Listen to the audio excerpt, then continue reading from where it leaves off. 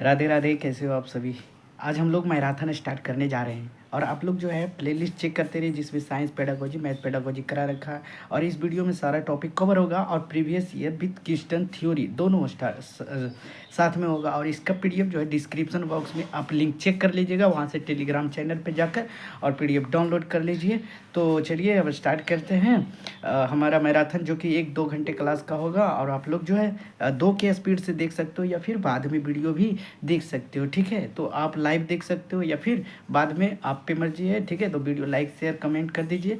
मिलते हैं मैराथन में, चलिए स्टार्ट। पहले हम चलेंगे प्रेशर, ठीक है। अब ये प्रेशर क्या होता है, दाब क्या होता है, सभी को पता है कि एक निश्चित एरिया पर लगाया गया फोर्स, उसे क्या कहते हैं, प्रेशर कहते हैं, ठीक है। तो इससे जो हम डायरेक्ट क्या लिख देते हैं, फॉर्मूला के टर्म में लिख देता हूं, ठीक है। तो यानी कि P directly proportional to 1/A, ठीक है। अब F/A होगा ना फोर्स बटा area, P directly proportional to force बटा एरिया। अब बोलेंगे कि सर बच्चे जो बैग टांग के ले जाते हैं, ठीक है, बैग ऐसे देखते हो फीता लगा हुआ रहता है, थोड़ा सा पट्टी जो होता है ना चौड़ी टाइप के होता है। क्यों होता है, क्यों होता है, क्योंकि अगर पट्टी थोड़ा पतली रहेगी तो यहाँ से फिर बैग देख रहे हैं आजकल कितना भारी लोग बच्चे टांग के ले जा रहे हैं, ठीक है। तो उस तरह से हो जाता है, यहाँ पे ज्यादा फोर्स लगेगा पीछे की ओर। अगर चौड़े टाइप का रहेगा तो उस पर कम लगेगा भार। तो अगर एरिया ज्यादा है और फोर्स कम लगेगा, अगर फोर्स एरिया कम है तो फोर्स ज्यादा लगेगा। जैसे ये पेन को देख लीजिए, अच्छा ये पेन देख रहे हैं, ये अच्छा दिख रहा है कि नहीं, इस टाइप के इधर से अगर आपको मारा जाए, ठीक है, आपको पीटा जाए तो आपको चोट कम लगेगा। लेकिन यहाँ जैसा एरिया कम है, ठीक है, एरिया कम है तो फोर्स ज्यादा लगेगा। आप काटी को देख लीजिए, आप ऐसे काटी मारते हैं तो काटी अगर इस तरह से उल्टा मारिएगा तो दीवार में नहीं जाएगा, लेकिन अगर इस तरह से मारिएगा तो दीवार में खटाक से चल जाएगा। क्यों, क्योंकि वहां पे एरिया कम है तो फोर्स ज्यादा लग रहा है। जहां एरिया कम दिखा फोर्स ज्यादा, जहां फोर्स वहां एरिया कम, ठीक है। तो ये हो गया, ठीक है। अब जैसे एरिया का नाइफ चाकू में देख सकते हो, एरिया बहुत ही कम होता है, एरिया बहुत कम होता है लेकिन धार ज्यादा होता है, ठीक है। तो यही हो गया। और ये स्कूल बैग हो गया। तो अब इसको फोर्स को क्या कहा जाता है, प्रेशर। प्रेशर को क्या कहा जाता है, हाँ एसआई, इसका एसआई न्यूटन होता है, प्रेशर पास्कल होता है ना, एसआई यूनिट क्या होता है, पास्कल। अब इसको क्या न्यूटन मीटर पर सेकेंड स्क्वायर लिख सकते हैं, न्यूटन मीटर पर, ठीक है, स्क्वायर। इसको इस तरह से भी लिख सकता हूं, न्यूटन मीटर इनवर्स 2, ठीक है।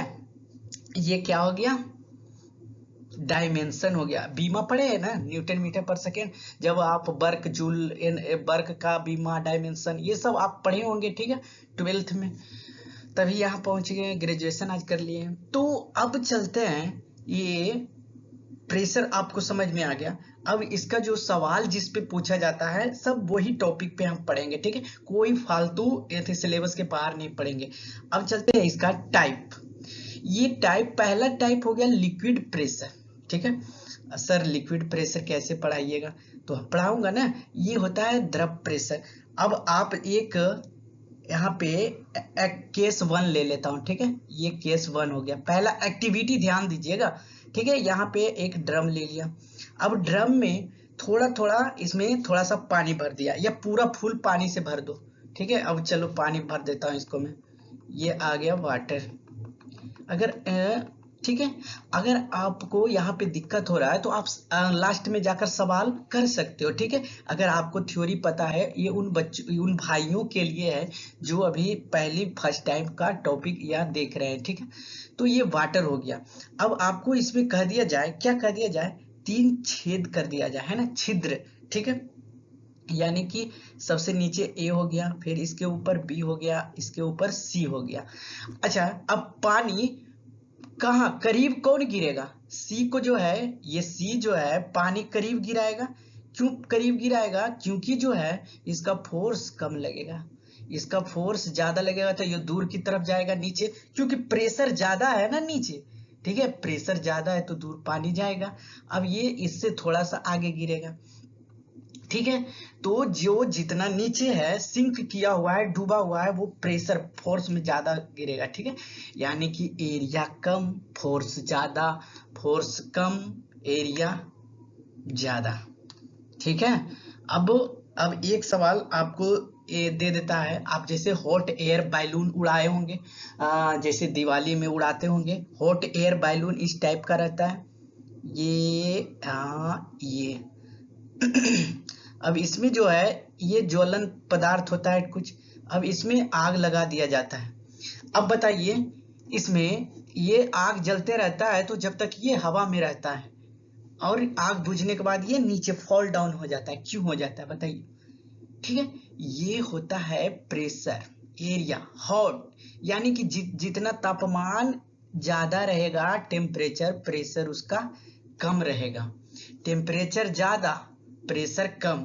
देखते हो गैस में जैसे फैल जाता है, जब आप गर्म करते हो तो फैल जाता है, यानी कि एक्सपेंड कर जाता है, एरिया फैल जाता है, यानी कि प्रेशर कम लग रहा है, ठीक है।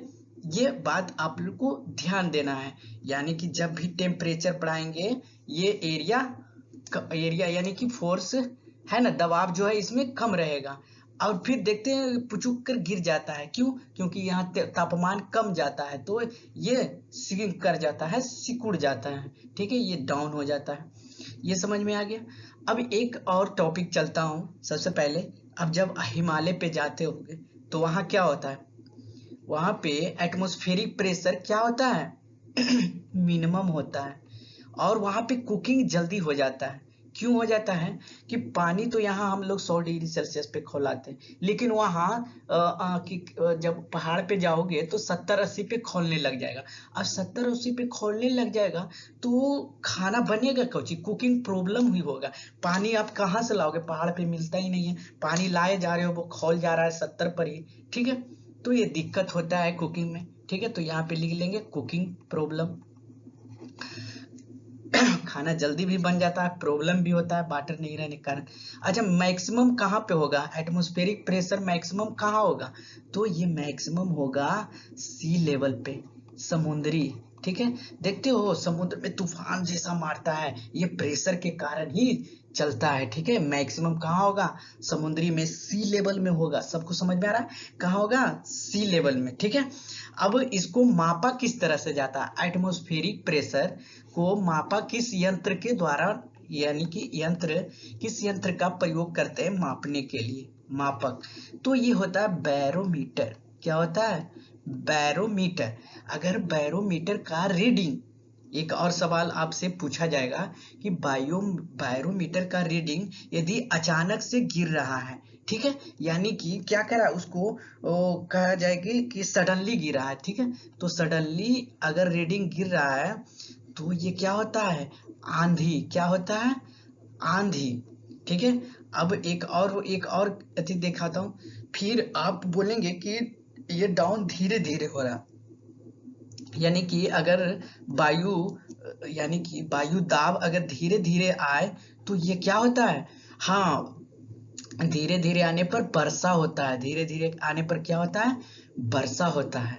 अगर धीरे, कभी ज्यादा कभी कम, कभी धीरे कभी ज्यादा, कभी ज्यादा कभी धीरे, इस तरह से आ रहा है, ठीक है, तो ये साफ मौसम है। अप और डाउन हो रहा है वायु दाब, तो ये क्या होता है, मौसम साफ होता है, ठीक है। ये कॉन्सेप्ट पता चल गया। ब्लड प्रेशर प्लाज्मा, देख रहे हो, हार्ट, आर्टरीज, वेन्स, ये सब प्रेशर के कारण ही जाता है। और देखिएगा ये आर्टरीज है ना, ये क्या होता है, धमनी, और ये धमनी जो है इसका ठीक होता है वॉल, ठीक है। क्यों होता है, क्योंकि इसमें प्रेशर से जाता है ना, धड़कन की तरफ प्रेशर से जाता है, ठीक है, तो फट ना जाए, अंदर बीच संभाल के रखना है। तो इस तरह से ब्लड प्रेशर में भी प्रेशर होता है। एक ब्लड प्रेशर वो हो गया हाई, गुस्सा, ठीक है, वहां भी ब्लड प्रेशर है। तो सवाल यही दोनों पे आएगा भाई, ठीक है, यही दोनों पे, और देखेंगे भी, और इसी पे सवाल जो है 4 सवाल करेंगे, ठीक है। कितना सवाल, 4 सवाल इस कंसेप्ट पे करेंगे, ठीक है। ये कंसेप्ट सबको क्लियर हो गया। ठीक है, चलिए अब आगे चलता हूँ। चलिए 7 जुलाई 2024 का पेपर, चलिए लग जाइए। रीना टेक्स ए प्लास्टिक बोतल। रीना एक प्लास्टिक बोतल लेती है, ठीक है। चलिए ये प्लास्टिक बोतल है, मान लो। अब ये प्लास्टिक बोतल लेती है, फिर 3 आइडेंटिकल होल्स करती है, 3 गो छेद करती है ना। यहाँ पे लेवल्स ऑफ द बोतल, सी फिल्स बोतल, ऑब्जर्व वाटर फॉलो। तो ये रीना टेक्स ए प्लास्टिक बोतल एंड मिक्स 3 आइडेंटिकल, 1 2 3, ठीक है। 3 गो छेद कर दिए। अब पानी इसमें भर देता हूँ। कहाँ करा, 3 identical, different level of the बोतल, सी फिल्स द बोतल, ऑब्जर्व वाटर फॉलो। चलिए पानी भी भर दी है, ठीक है। ये रीना की है, पानी भी भर दिया।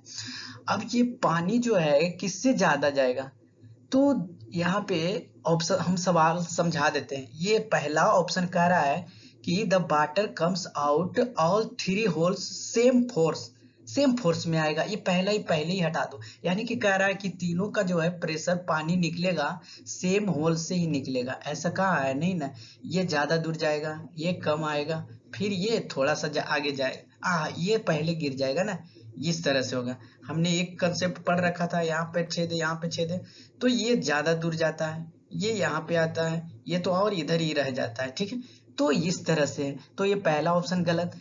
The water from the top most, ऊपर वाला कर रहा है, ऊपर वाला का बात हो रहा है, comes out with least force and falls the minimum distance. चलिए ये तो अच्छी बात कहा है, यानी कह रहा है कि ऊपर वाला जो है कम एरिया में घेरेगा और लो प्रेशर रहेगा, ठीक है, लीस्ट फोर्स के साथ। The water from the top most hole come out of the most falls at maximum distance. अच्छा, ये ऊपर वाला जो है मैक्सिमम डिस्टेंस, दूरी, यानी कि बहुत ज्यादा दूरी तय कर रहा है, तो ये गलत हो गया। The water from bottom holes comes out with least, ये तो नीचे वाला ज्यादा में जा रहा है ना जी, है ना, ये मैक्सिमम में जा रहा है, तो ये भी गलत हो गया। हमारा आंसर निकल के आ गया बचवा 2, ठीक है भाई, है ना भाई लोग, कंसेप्ट क्लियर, ठीक है। देखे जाए पहला सवाल सीटेड जुलाई 7 जुलाई 2024 का पेपर का, ये आप उड़ा देंगे। चलिए अब अगला सवाल आपके स्क्रीन पर, ये सीटेड 2023 का, सीटेड 2023 का। अब इसमें कह रहा है एक रिक्टेंगुलर, यानी कि एक आयताकार है, उसमें लिक्विड भर दिया है, एकदम फुल्लम फुल्ली भर दिया। अब कह रहा है कि कौन सा ऑप्शन में छाटिए। तो सभी को पता है कि प्रेशर किस पे ज्यादा लगेगा। अच्छा, ए बी सी, अगर ऊपर से ए बी सी दिया गया हो, है ना, तो इसमें जो है सी का प्रेशर ज्यादा लग रहा है, बी से फिर ए का कम लगेगा, तो कौन सा हो जाएगा। इसमें आंसर जो है, आंसर कौन सा हो जाएगा, आंसर 4 हो जाएगा, ठीक है। यानी कि pressure C is greater than B is greater than A, ठीक है, सबको समझ में आ गया। अगर यही आपको बोल दिया जाता, ठीक है, एक कंडीशन और भी लग सकता है ना, ए को नीचे दे दिया जाता, बी को ऊपर दे दिया जाता, सी को ऊपर दे दिया जाता, तो अब प्रेशर किसका ज्यादा रहता, तो ए का रहता, फिर बी का रहता, फिर सी का रहता, तो हमारा आंसर कौन सा हो जाता, 2, इस कंडीशन में, केस 2 में, केस 2 में, और ये हो गया केस 1 में हो गया। दिक्कत किसी को नहीं होना चाहिए भाई। चलिए अगला सवाल फिर से सीटेट 2024 का पेपर, ठीक है, ये जनवरी में पूछा गया था, बता रहा हूँ सच्ची में। एक गर्ल्स मेक ए होल, घबराना नहीं है, हम हिंदी में कर देता, आपका भाई है सामने, ठीक है। ये गर्ल मेक्स होल, एक बोतल प्लास्टिक लिया, फिर से वही प्लास्टिक वाला बात, ठीक है, ये प्लास्टिक बोतल।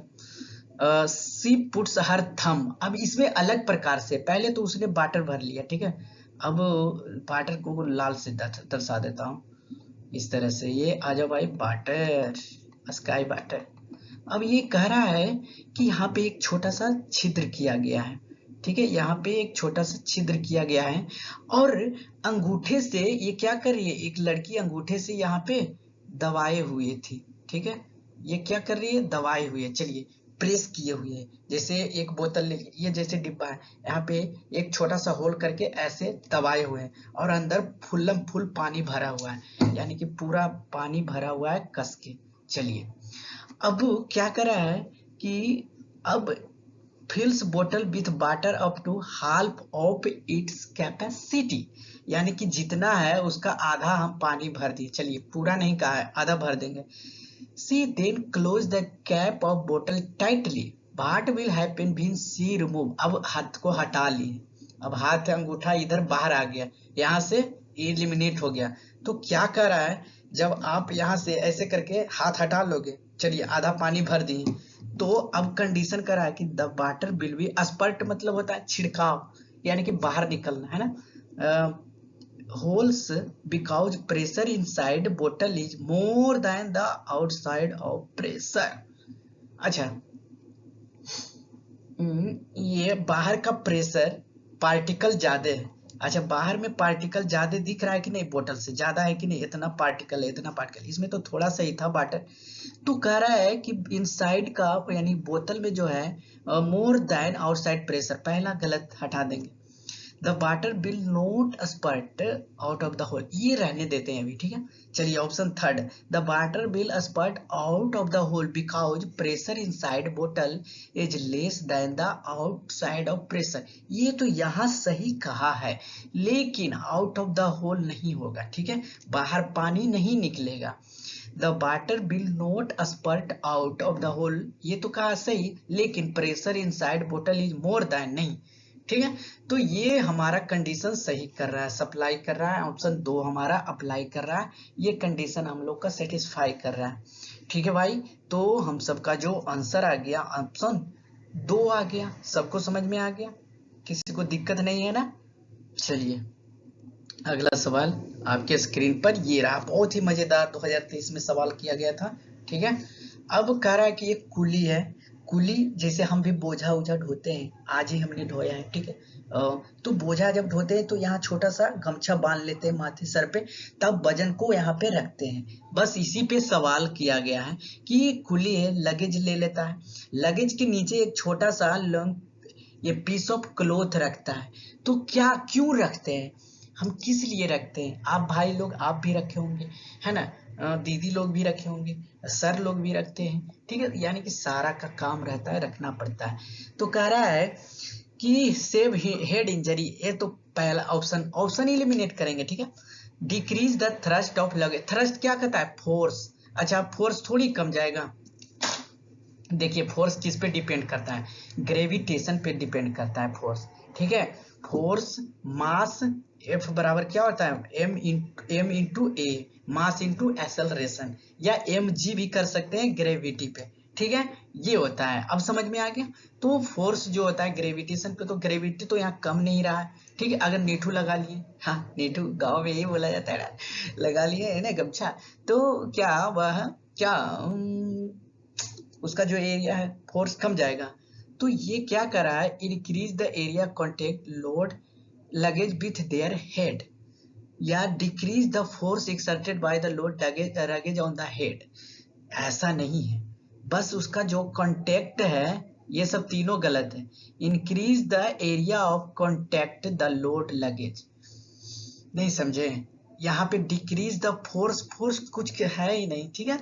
अब जितना 10 किलो का है अति गमछा बांधे तो वो कम जाएगा, 5 किलो का हो जाएगा, ऐसा नहीं कर सकते हो, वजन तो वही रहेगा, लेकिन ये कॉन्टेक्ट ऑफ द लोड जो है, इंक्रीज द एरिया, एरिया अगर बड़ा होगा, हमने क्या पढ़ा, force directly proportional pressure, pressure indirectly, यानी कि डायरेक्टली भी यहाँ पे बोल सकते हो, फोर्स बटा एरिया। अब कह रहा है कि इंक्रीज एरिया बढ़ेगा तो फोर्स तो कमेगा। अच्छा, decrease the force exerted by load the luggage in the head, ऐसा नहीं कर सकते, मतलब यहाँ पे डायरेक्ट कह रहा है कि लोड घट जाएगा, ऐसा नहीं है, ठीक है। कॉन्टेक्ट ऑफ द लोड, क्या करा है, कॉन्टेक्ट ऑफ द लोड, ये ध्यान देना है, ठीक है। यानी कि ये force exerted by by by नहीं होगा, ठीक है, इस तरह से ये ऑप्शन गलत हो जाएगा, ठीक है। अब सीटेट ने भी ऑप्शन ये दिया है तो आपको यही करना होगा। अब अगर थोड़ा सा ध्यान दीजिएगा जल्दीबाजी में, तो डिक्रीज द फोर्स करेंगे, ऑप्शन हम सब ये मार के चलाएंगे, लेकिन यहाँ पे कॉन्टेक्ट ऑफ द लोड ध्यान देना होगा भाई लोग, ये कॉन्टेक्ट ऑफ द लोड, ठीक है। Increase the area, contact of the load, contact रहता है ना, देख रहे हो सर पे कॉन्टेक्ट रहता है, इसीलिए। चलिए अब आपके स्क्रीन पर ये रहा सीटेट 2020 का सवाल, the pressure in A fluid, fluid की द्रव में, दैट इज एट रेस्ट, ठीक है। अब पानी जो है रेस्ट में है, कोई अब ये ले लिए बैलून में, पानी रेस्ट में है, इसमें पानी भर दिए, ठीक है, ये पानी भर दिया गया। अब छोटा छोटा छिद्र कर दोगे, छोटे छोटे छिद्र कर दोगे भाई, छोटे छोटे छिद्र कर दिए, तो क्या ये अलग अलग से act only in vertical direction, only in downward direction, side all direction, सारा से निकलने लगेगा पानी। अब देखिएगा, ठीक है, बैलून भर कर देखिएगा, ठीक है, आंसर ये हो जाएगा। चलिए, ये प्रेशर की बात कर रहा था, तो ऑल डायरेक्शन। चलिए एक और मजेदार सवाल और बेस्टम बेस्ट सवाल है।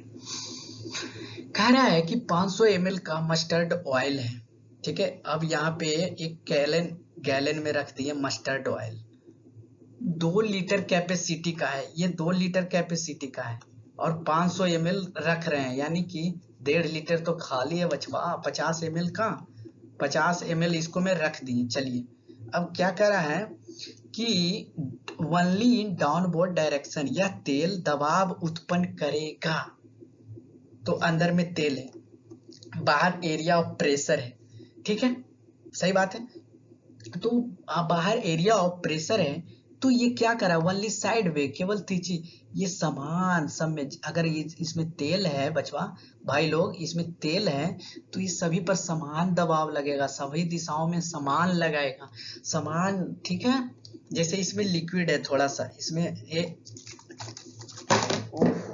ये लिक्विड है, सॉरी, ये लिक्विड है, आवाज जा रहा होगा, तो इसमें जो है दबाव सारा समान लगा रहा है ना, सभी दिशाओं में ये समान लगा रहा है, तो इसका आंसर कौन सा हो जाएगा भाई, सी हो जाएगा। अच्छा, एक सवाल करें, बेतुका सवाल नहीं है, बहुत ही अच्छा सवाल।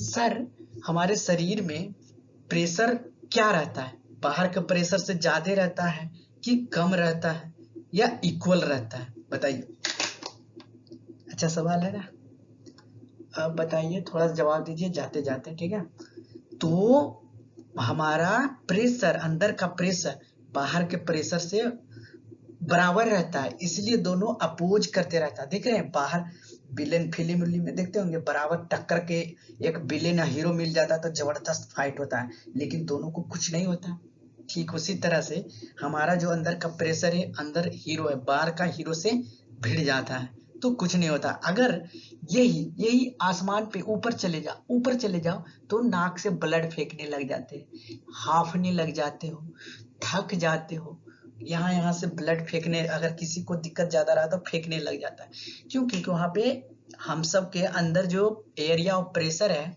वहां पे कम जाता है, ठीक है, तो पहाड़ों पर जो प्रैक्टिस के लिए रहता है ना, वही चढ़ पाता है, ठीक है, तो पसीना से हम भीग गए हैं भाई लोग, तो आप लाइक कमेंट शेयर वीडियो को कर दीजिए।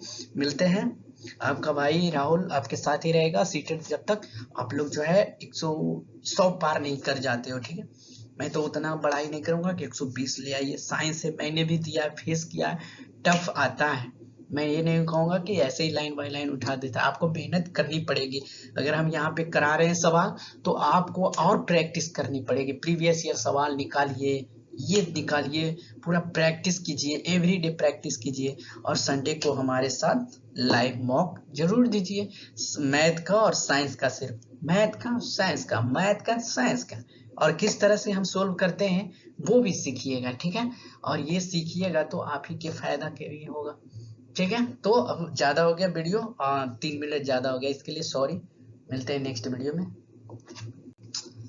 पहला सवाल क्या कर रहा है, ये सब तो है आपको पता ही होगा, ठीक है, आशा करता हूँ, अगर नहीं पता है तो हम बताते चलेंगे, चलिए स्टार्ट ही कर देते हैं। फ्रिक्शन क्या है, अच्छा, फ्रिक्शन, आप जब भी चलते हो, ठीक है, तो फ्रिक्शन के कारण ही अ, आगे बढ़ते हो, ठीक है, अगर आप कहीं पे रेस्ट हो, ठीक है, कहीं पे खड़ा हो या कहीं पे बैठे हो, तो घर्षण वह बल है जो दो संपर्क में आने वाली सतहों के बीच सापेक्ष गति का विरोध करता है, जैसे ये भाई खींच रहा है, तो फ्रिक्शन किधर की तरफ लग रहा है, उल्टी दिशा में लग रहा है, ठीक है, फ्रिक्शन, तब ना हमें ताकत से कोई चीज खींचना पड़ता है, ठीक है, अगर जैसे हम ये मोबाइल हो गया, ठीक है, अब हम ये मोबाइल को इस तरह से इधर खींचे राइट साइड, तो ये फ्रिक्शन किस तरफ लग रहा है, इस तरफ, आप महसूस कीजिएगा, आप करके देखिए, जहां पे पढ़ रहे हैं अपना मोबाइल लीजिए या फिर कोई वस्तु लीजिए, आप इस तरह से ऐसे फ्रिक्शन करके देखिए, ऐसे, तो आपको लगेगा कि फ्रिक्शन इधर लग रहा है लेकिन वस्तु इधर आ रहा है,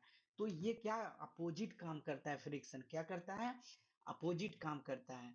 यानी कि आप स्मूथ जगह पे हो, जैसे स्मूथ जगह पे फ्रिक्शन होता है, तो वहां पे फ्रिक्शन कब लगता है, कम लगता है, तब ना आप स्लिप कर जाते हो। तो फ्रिक्शन कब कहाँ लगता है, स्मूथ पैलेस पे, ठीक है, चिकनी सतह पे।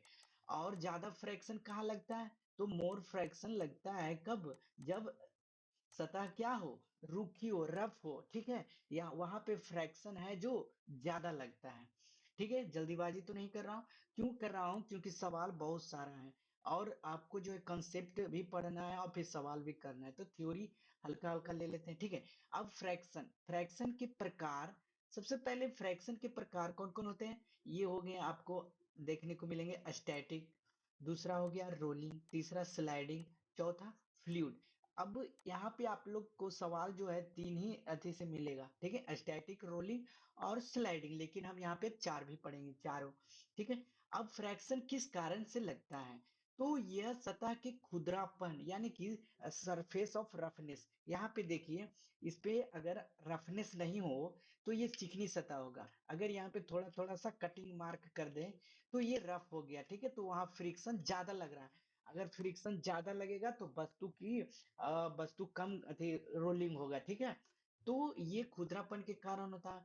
फिर एक और भी कह सकते हैं, अणुओं के बीच आकर्षण, सभी को पता है, एटम एंड मॉलिक्यूल्स में पढ़े होंगे कि ये भी एक एटम यानी कि बहुत सारे कण से मिलके बने हुए हैं, अणुओं को अट्रैक्शन करके ये भी बना हुआ है बहुत सारे अणु से मिलके, ठीक है।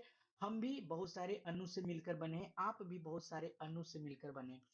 अब इंटरलॉकिंग ऑफ सरफेस इरेगुलरिटीज, यानी कि सतह की असमानताओं की परस्पर जकड़ को भी ऐसे इस तरह से हो, फिर इसके ऊपर इस तरह से हो, फिर इस तरह से हो, तो ये जकड़ है, असमानता है, ठीक है। इधर देखिए, इसका मुंह इधर है, इसका मुंह अधर है, इधर भी स्लाइडिंग होगा नहीं, इधर भी स्लाइडिंग नहीं होगा, ये क्या हो गया, हाँ ये देखिए, ये क्या हो, सतह की असमानताओं की परस्पर जकड़ है, ठीक है। अब ये जो घर्षण को कम करने का उपाय, इससे सवाल आपको देखने को मिलेंगे आगे, ठीक है। ये मेथड ऑफ रिडक्शन, तो सबसे पहले आप ऑयल या ग्रीस या फिर ग्रेफाइट का यूज भी कर सकते हो, ठीक है, हम यहाँ पे ग्रेफाइट का यूज भी कर सकते हैं, आगे आपको सवाल में देखने को मिलेंगे।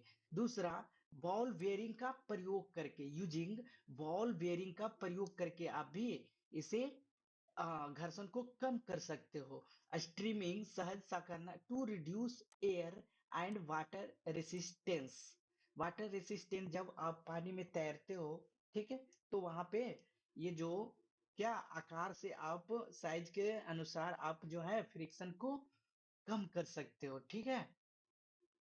हाँ ये, अच्छा, ये स्टैटिक फ्रैक्शन सबसे पहले हम पढ़ेंगे। स्टैटिक फ्रैक्शन वैसा फोर्स होता है जो दो सरफेस को moving relative to each other, जब जैसे ये बंदा यहाँ पे क्या कर रहा है, वस्तु रेस्ट में है, अब बक्सा जो रेस्ट में है, भाई ने धक्का दे रहा है, भाई धक्का दे रहा है तो मोशन इस तरफ से लग रहा है, लेकिन फ्रिक्शन इधर हो रहा है, ठीक है। आप बल किधर की ओर लगा रहे हो, मोशन की तरफ, गति जिधर गति हो रहा है आप बल उधर ही लगा रहे हो, ठीक है। तो एक बात आप ध्यान दीजिएगा कि मास जो है, मास का, ऑब्जेक्ट का मास एंड वेट कमता नहीं है फ्रिक्शन जब होता है तो, ठीक है, ये आप पॉइंट नोट कर लीजिए। अब किनेटिक फ्रिक्शन यहाँ क्यों दिया गया है, क्योंकि ये स्टैटिक फ्रिक्शन, जब किनेटिक एनर्जी, किनेटिक ऊर्जा और स्टैटिक ऊर्जा, पोटेंशियल एनर्जी जब पढ़ेंगे तो उसकी बात हम करेंगे, ठीक है। अब स्लाइडिंग फ्रिक्शन, तो पहला स्टैटिक फ्रिक्शन हो गया, जो वस्तु रेस्ट में हो, जब तक उसे धक्का ना दिया जाए, उसे मोशन में ना किया जाए, जब तक फ्रिक्शन नहीं लगता है। अब स्लाइडिंग फ्रिक्शन, अब यहाँ पे कोई एंगल के सहारे ऐसे खड़ा है, अब यहाँ पे कोई वस्तु है तो वो स्लाइड करेगा ही, ठीक है। आप ऐसे कर रहे हो, ऐसे ये स्लाइड नीचे किया ना, स्लाइड किया एंगल के, यानी कि स्लाइडिंग फ्रिक्शन रेसिस्ट करेगा, भेद कब करेगा, जब टू सरफेस रब against each other, it happens, ये कब होगा, जब ऑब्जेक्ट अलोंग द सरफेस, ठीक है, वस्तु को स्लाइड कर रहे हो तो स्लाइडिंग। अब आगे क्या होता है, रोलिंग फ्रिक्शन, जब बाइसिकल आप चलाते हो तो ये सर्कल टाइप का होता है, ये सर्कल टाइप का, अप्लाइड आप फोर्स इस तरह से लग रहा है, लेकिन रेसिस्टेंट जब आप आगे की ओर बढ़ते हो तो हवा आपको विरोध करता है, अगेंस्ट करता है, ठीक है। और ये क्या होता है, रोलिंग फ्रिक्शन, आप ये नॉर्मल फोर्स लगा रहे हो, यानी कि एक जैसे बक्सा है यहाँ पे धैर्य हुआ। अब आपको पूछ दिया इसमें कौन सा फ्रिक्शन लग रहा है और कौन सा फोर्स लग रहा है।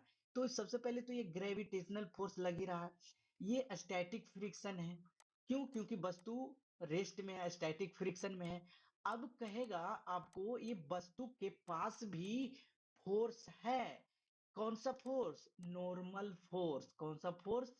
Normal force. जो भी वस्तु का वेट है और वस्तु का मास है, ठीक है, दोनों ऐड हुआ है तो उतना तो फोर्स लगेगा। ये वस्तु खुद में कहीं आप रख दो, ठीक है, आप यहाँ पे रख दिए तो ये फोर्स लगा रहा है ना। फोर्स, इसके पास जितना मास ऑब्जेक्ट है वो इस पे जो है सतह पे बल लगा रहा है, तो क्यों? ये नॉर्मल फोर्स इसमें जो भी है लग रहा है। अब नीचे ये ग्रेविटेशनल फोर्स भी इसे नीचे टान रहा है, ठीक है, ये ग्रेविटेशनल फोर्स के कारण भी वेट इसका बढ़ते जाएगा। मतलब क्यों? कोई चीज हाथ में ले लो, अगर आप 5 मिनट तक भी रखते हो तो हल्की वस्तु भी भारी लगने लगती है। ठीक है, सबको समझ में आ रहा है? अच्छा, अब ये क्या करा है, फ्लूइड फ्रिक्शन।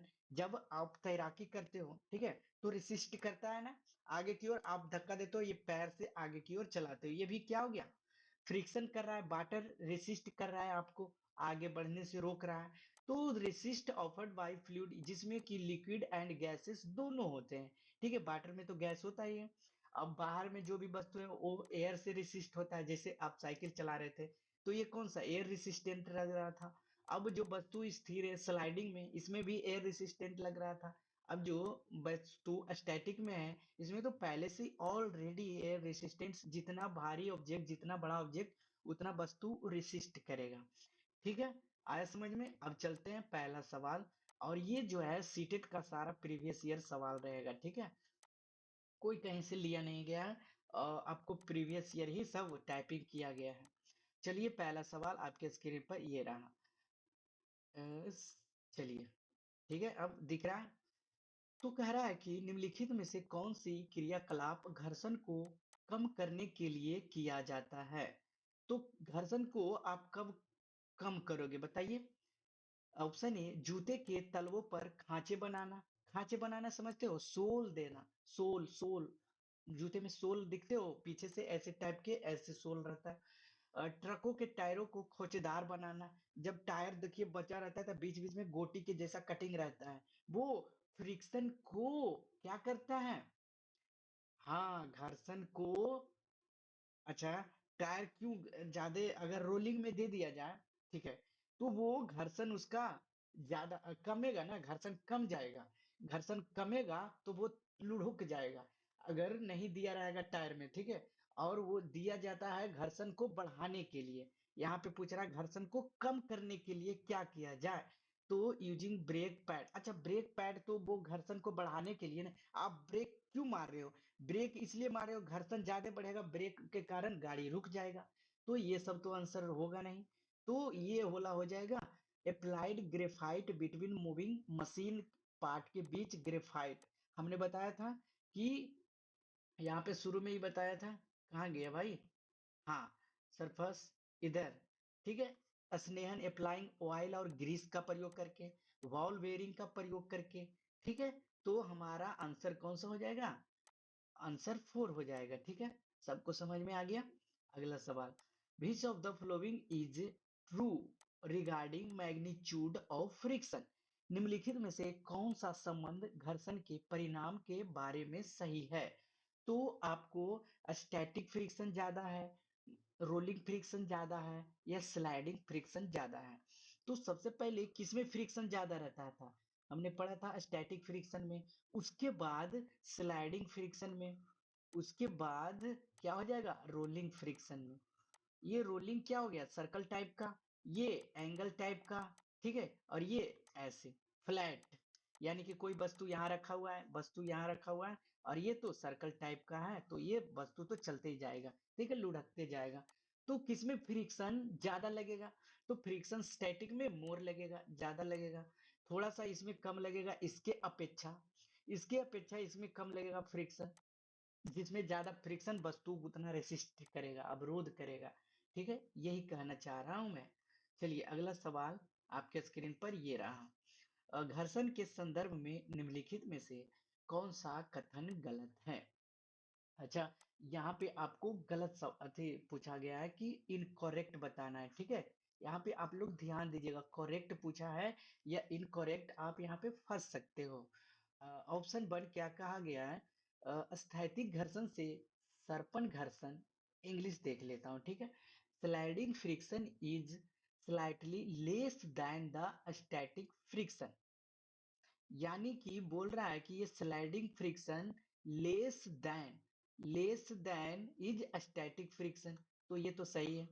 ठीक है, अभी हमने पढ़ा static is greater than sliding is greater than rolling, ये आपको याद रखना है। ठीक है, अभी इसी से बन जाएगा। Rolling friction is less then, rolling friction is less than sliding friction, यहाँ पे सही है ना? सही है, ये भी सही है। The fractional force is independent on the shape of the object in any fluid, क्या कहा है कि घर्षण बल किसी द्रव्य में वस्तु के आकार पर निर्भर नहीं करता है। ये तो करता है ना, यहाँ बोला है कि नहीं करता है। क्यों? हमने उस टाइम देखा था कि शेप पे निर्भर करता है फ्रिक्शन फोर्स। ठीक है, the frictional force act on both the surface in contact, घर्षण बल संपर्क के दोनों सतहों पर कार्य करता है। तो आकार पे निर्भर नहीं करता है। अच्छा, यहाँ पे दिए था ना, तो ऐसा कहना गलत हो जाएगा, आकार पे निर्भर करता है। अगर कोई वस्तु थोड़ा सा ट्रायंगुलर आकार का है, रेक्टेंगुलर आकार का है, रोलिंग आकार का है, ठीक है, तो पड़ता है। अगर लुढ़क जाएगा, रोलिंग आकार का रहेगा। रेक्टेंगुलर रहेगा, थोड़ा सा रुकेगा, वर्ग रहेगा।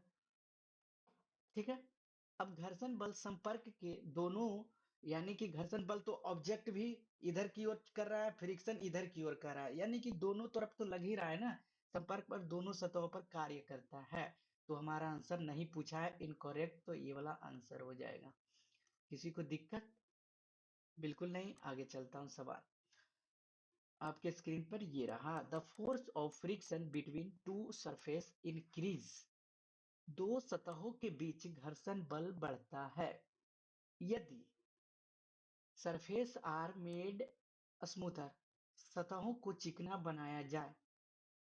यहाँ पे पूछा, ध्यान रखिएगा, friction between two surface increase, friction बढ़ता है, फ्रिक्शन कमेगा तो ज्यादा ना लुढ़केगा, फ्रिक्शन बढ़ेगा तो ज्यादा वस्तु अवरोध होगा, यानी कि स्थिर रहेगा।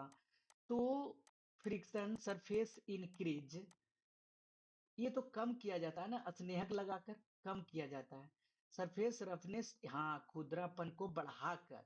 अगर आप किसी किसी जैसे चीज चीज हो, इसे रफ बनाकर, या फिर जहां पे आप वस्तु को रख रहे हो वहां पे थोड़ा सा सतह को इस तरह से बनाकर आप खुरदरापन बढ़ाई जाकर जो है सरफेस फ्रिक्शन फोर्स बढ़ा सकते हो। तो आंसर हमारा क्या हो जाएगा? आंसर सी हो जाएगा। किसी को दिक्कत नहीं होना चाहिए। ठीक है, अब अगला सवाल आपके स्क्रीन पर ये रहा। विच ऑफ द फॉलोइंग, निम्नलिखित में से कौन घर्षण को कम करने में मदद करता है? तो कौन करता है भाई? Rough surface, lubrication, sand, bed, तो हमने अभी पढ़ा था, बार बार पढ़ा था, आंसर भी हो जाएगा घर्षण को यहाँ पे कम करने के लिए। ठीक है, चलिए अगला सवाल। The frictional force acting on a body before it start moving is called, किसी वस्तु के चलने से पहले उस पर कार्य करने वाला घर्षण बल कहलाता है। तो क्या कहलाता है भाई? बताओ। किसी वस्तु के चलने से पहले उस पर कार्य करने वाला घर्षण बल क्या कहलाएगा? तो स्टैटिक फ्रिक्शन कहलाएगा ना। ये क्या कहलाया? स्टैटिक का, कोई वस्तु स्थिर में है। ठीक है, हमने कहा था कि कोई वस्तु अस्थिर में है और उस समय जब आप स्टार्ट कर रहे हो कोई चीज, बॉडी टू स्टार्ट, तो ये कौन सा लगता है घर्षण? स्टैटिक फ्रिक्शन, स्टैटिक फोर्स भी बोल सकते हो इसे। ठीक है, स्टैटिक फोर्स। सबको समझ में आ गया? चलिए अगला सवाल। ये भी सवाल पूछा गया है, सारा प्रीवियस ईयर है, ठीक है, कोई ये ना कहें कि कहीं से भी उठा लिया गया है। लकड़ी का एक टुकड़ा मेज पर, अच्छा मेज पर कोई लकड़ी का टुकड़ा है, यहाँ पे मान लो ये लकड़ी का टुकड़ा है, ठीक है, रेस्ट अवस्था में है, यानी कि रुका हुआ है। निम्नलिखित में से कौन सा बल उसे प्रभावित कर रहा है?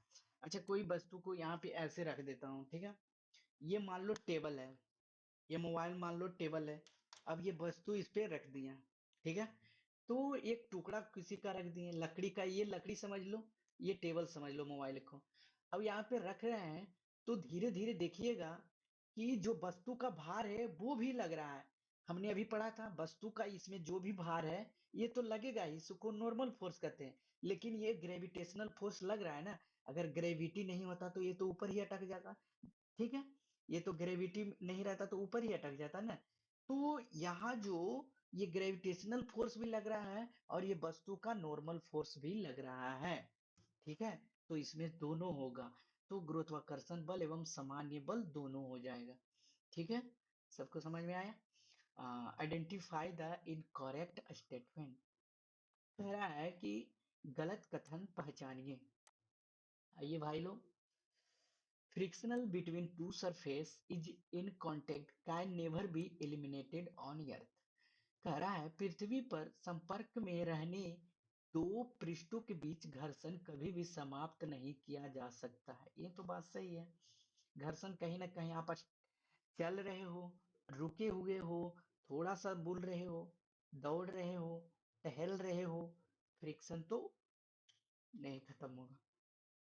Rolling friction is less than, अच्छा rolling friction is less than sliding friction, तो हमने क्या कहा था, static is greater than, sliding is greater than rolling, यानी कि SSR।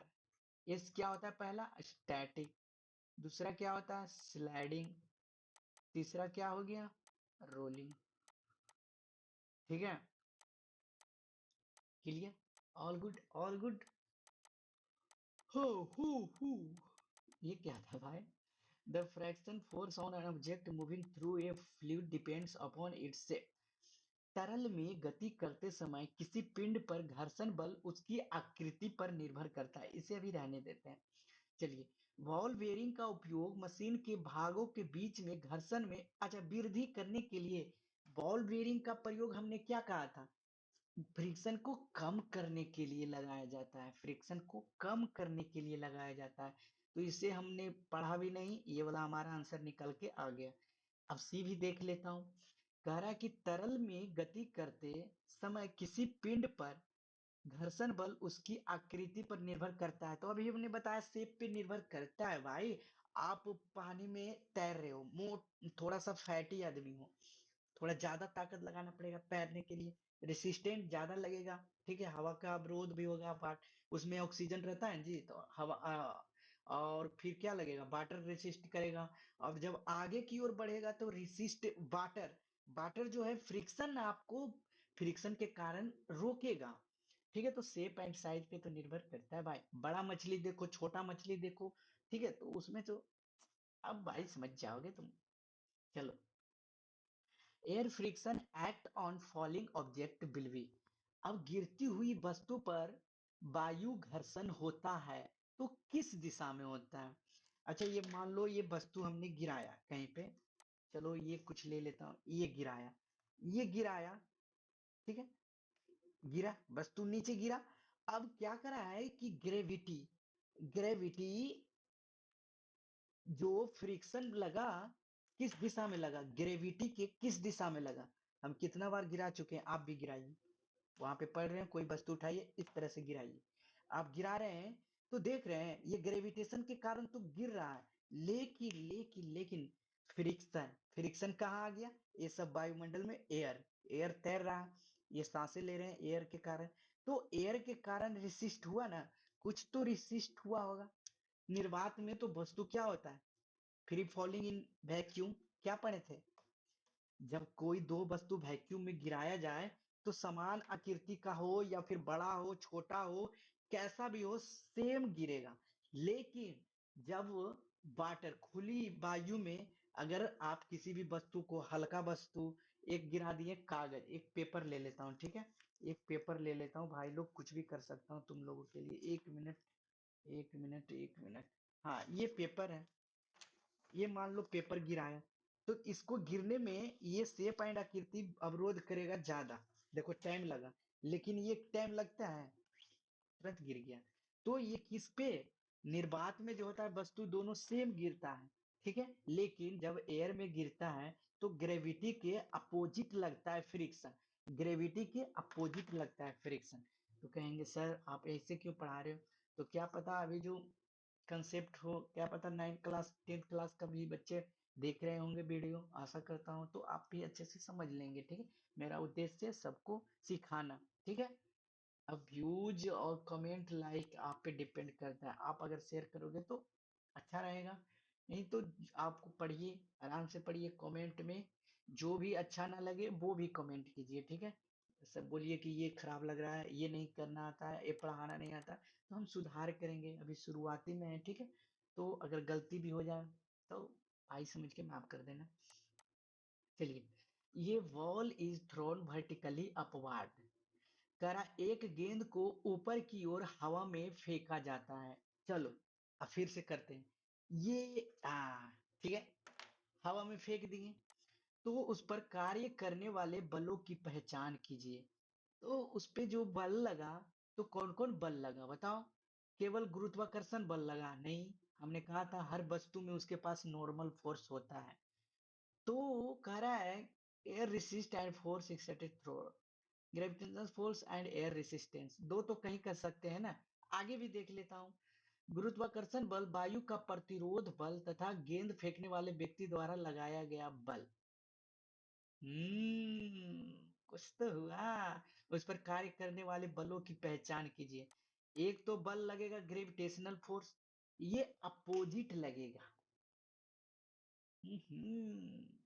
जब वायु ऊपर फेंक रहे हो कोई वस्तु, तो ये केवल वायु रेसिस्टेंट नहीं करेगा, कह रहा है कि ऊपर गेंद पर हवा में फेंके जाता है तो उस पर कार्य करने वाला बल पहचान कीजिए, तो ग्रेविटेशनल बल भी लग रहा है ना, ग्रेविटेशनल बल भी खींच रहा है, आप अपना बल भी ऊपर से लगा रहे हैं ऐसे, अपना जो ताकत है वो तो लगाए ना ये वस्तु में ऐसे फेंकने के लिए, और ये वस्तु के पास भी जो नॉर्मल फोर्स था उछलने में गया, वस्तु का आकार, जैसे वस्तु जितना भारी रहेगा आप जितना उतना ताकत लगा के भेजिएगा वस्तु ऊपर और ऊपर जाएगा, वस्तु जितना हल्का रहेगा उसके पास जितना फोर्स नॉर्मल फोर्स रहेगा, आप जितना भी ताकत लगा दीजिए, जैसे ताकत को हम ये पेपर है, कितना भी ताकत लगा के फेंकेंगे ज्यादा नहीं रेसिस्ट कर जाएगा, यही वस्तु को अगर ये फेंकूंगा तो ये देखिए उससे ज्यादा गया, ठीक है, तो ये क्या कर लग रहा है, ग्रेविटेशनल भी लग रहा है, ठीक है, वायु का प्रतिरोध बल भी लग रहा है तथा गेंद फेंकने वाले व्यक्ति के द्वारा भी बल लग रहा है, ठीक है, क्लियर, कॉन्सेप्ट क्लियर, दिक्कत नहीं होने चाहिए किसी को। चलिए भाई लोग, अगला सवाल आपके स्क्रीन पर ये रहा, विच of the following statement regarding friction is true, ठीक है, मैं चाहता हूँ क्लास बोर ना हो, बस ऐसे ही कुछ प्रैक्टिकल आप भी क्लास पढ़ते टाइम भी करते रहिए, ठीक है, और ये करने से आपको एक्टिविटी करने से देखिएगा हमेशा के लिए याद रहेगा, ये सवाल जब भी दिखे कहिएगा अच्छा यहाँ तो मैंने एक्टिविटी किया था, तुरंत जाके एग्जाम में फोड़ डालिएगा, ये होता है, ये मैंने भी इसी तरह से पढ़ा। निम्नलिखित में से कौन सा कथन घर्षण के संदर्भ में सत्य है, चलिए सत्य करेक्ट पूछ दिया, ये ध्यान रखिएगा, इनकरेक्ट करेक्ट मैंने बहुत सा सिली मिस्टेक किया एग्जाम में, करेक्ट इनकरेक्ट के चक्कर में तो क्वेश्चन ही गलत हो जाता था। Friction does not depend on the mass of शुरू में ही गलत, हमने शुरू में ही बता दिया था कि फ्रिक्शन डिपेंड करता है मास पे भी वेट पे भी, there is no frictional force acting on stationary का, विराम अवस्था में तो वो लग रहा है ना, क्या लग रहा था स्टैटिक फोर्स, ये भी गलत, rolling friction is less than sliding friction, हाँ ये तो सही है भाई, क्या कहा था SSR स्टैटिक स्लाइडिंग रोलिंग, हो आंसर 3 आ गया। वायु घर्षण गुरुत्व की दिशा में कार्य करता है, नहीं गुरुत्वाकर्षण के अपोजिट काम करता है, बहुत ही तेज हो। चलिए अगला सवाल, क्या कर रहा है, अपने कमरे के फर्श पर रखी किसी विशाल बॉक्स को सरकाइए, ठीक है, पेटी होगा ना घर में या बड़का को गोदरेज, उसको ऐसे करके पुश कीजिए, अब जाके पुश मत करने लगना मम्मी।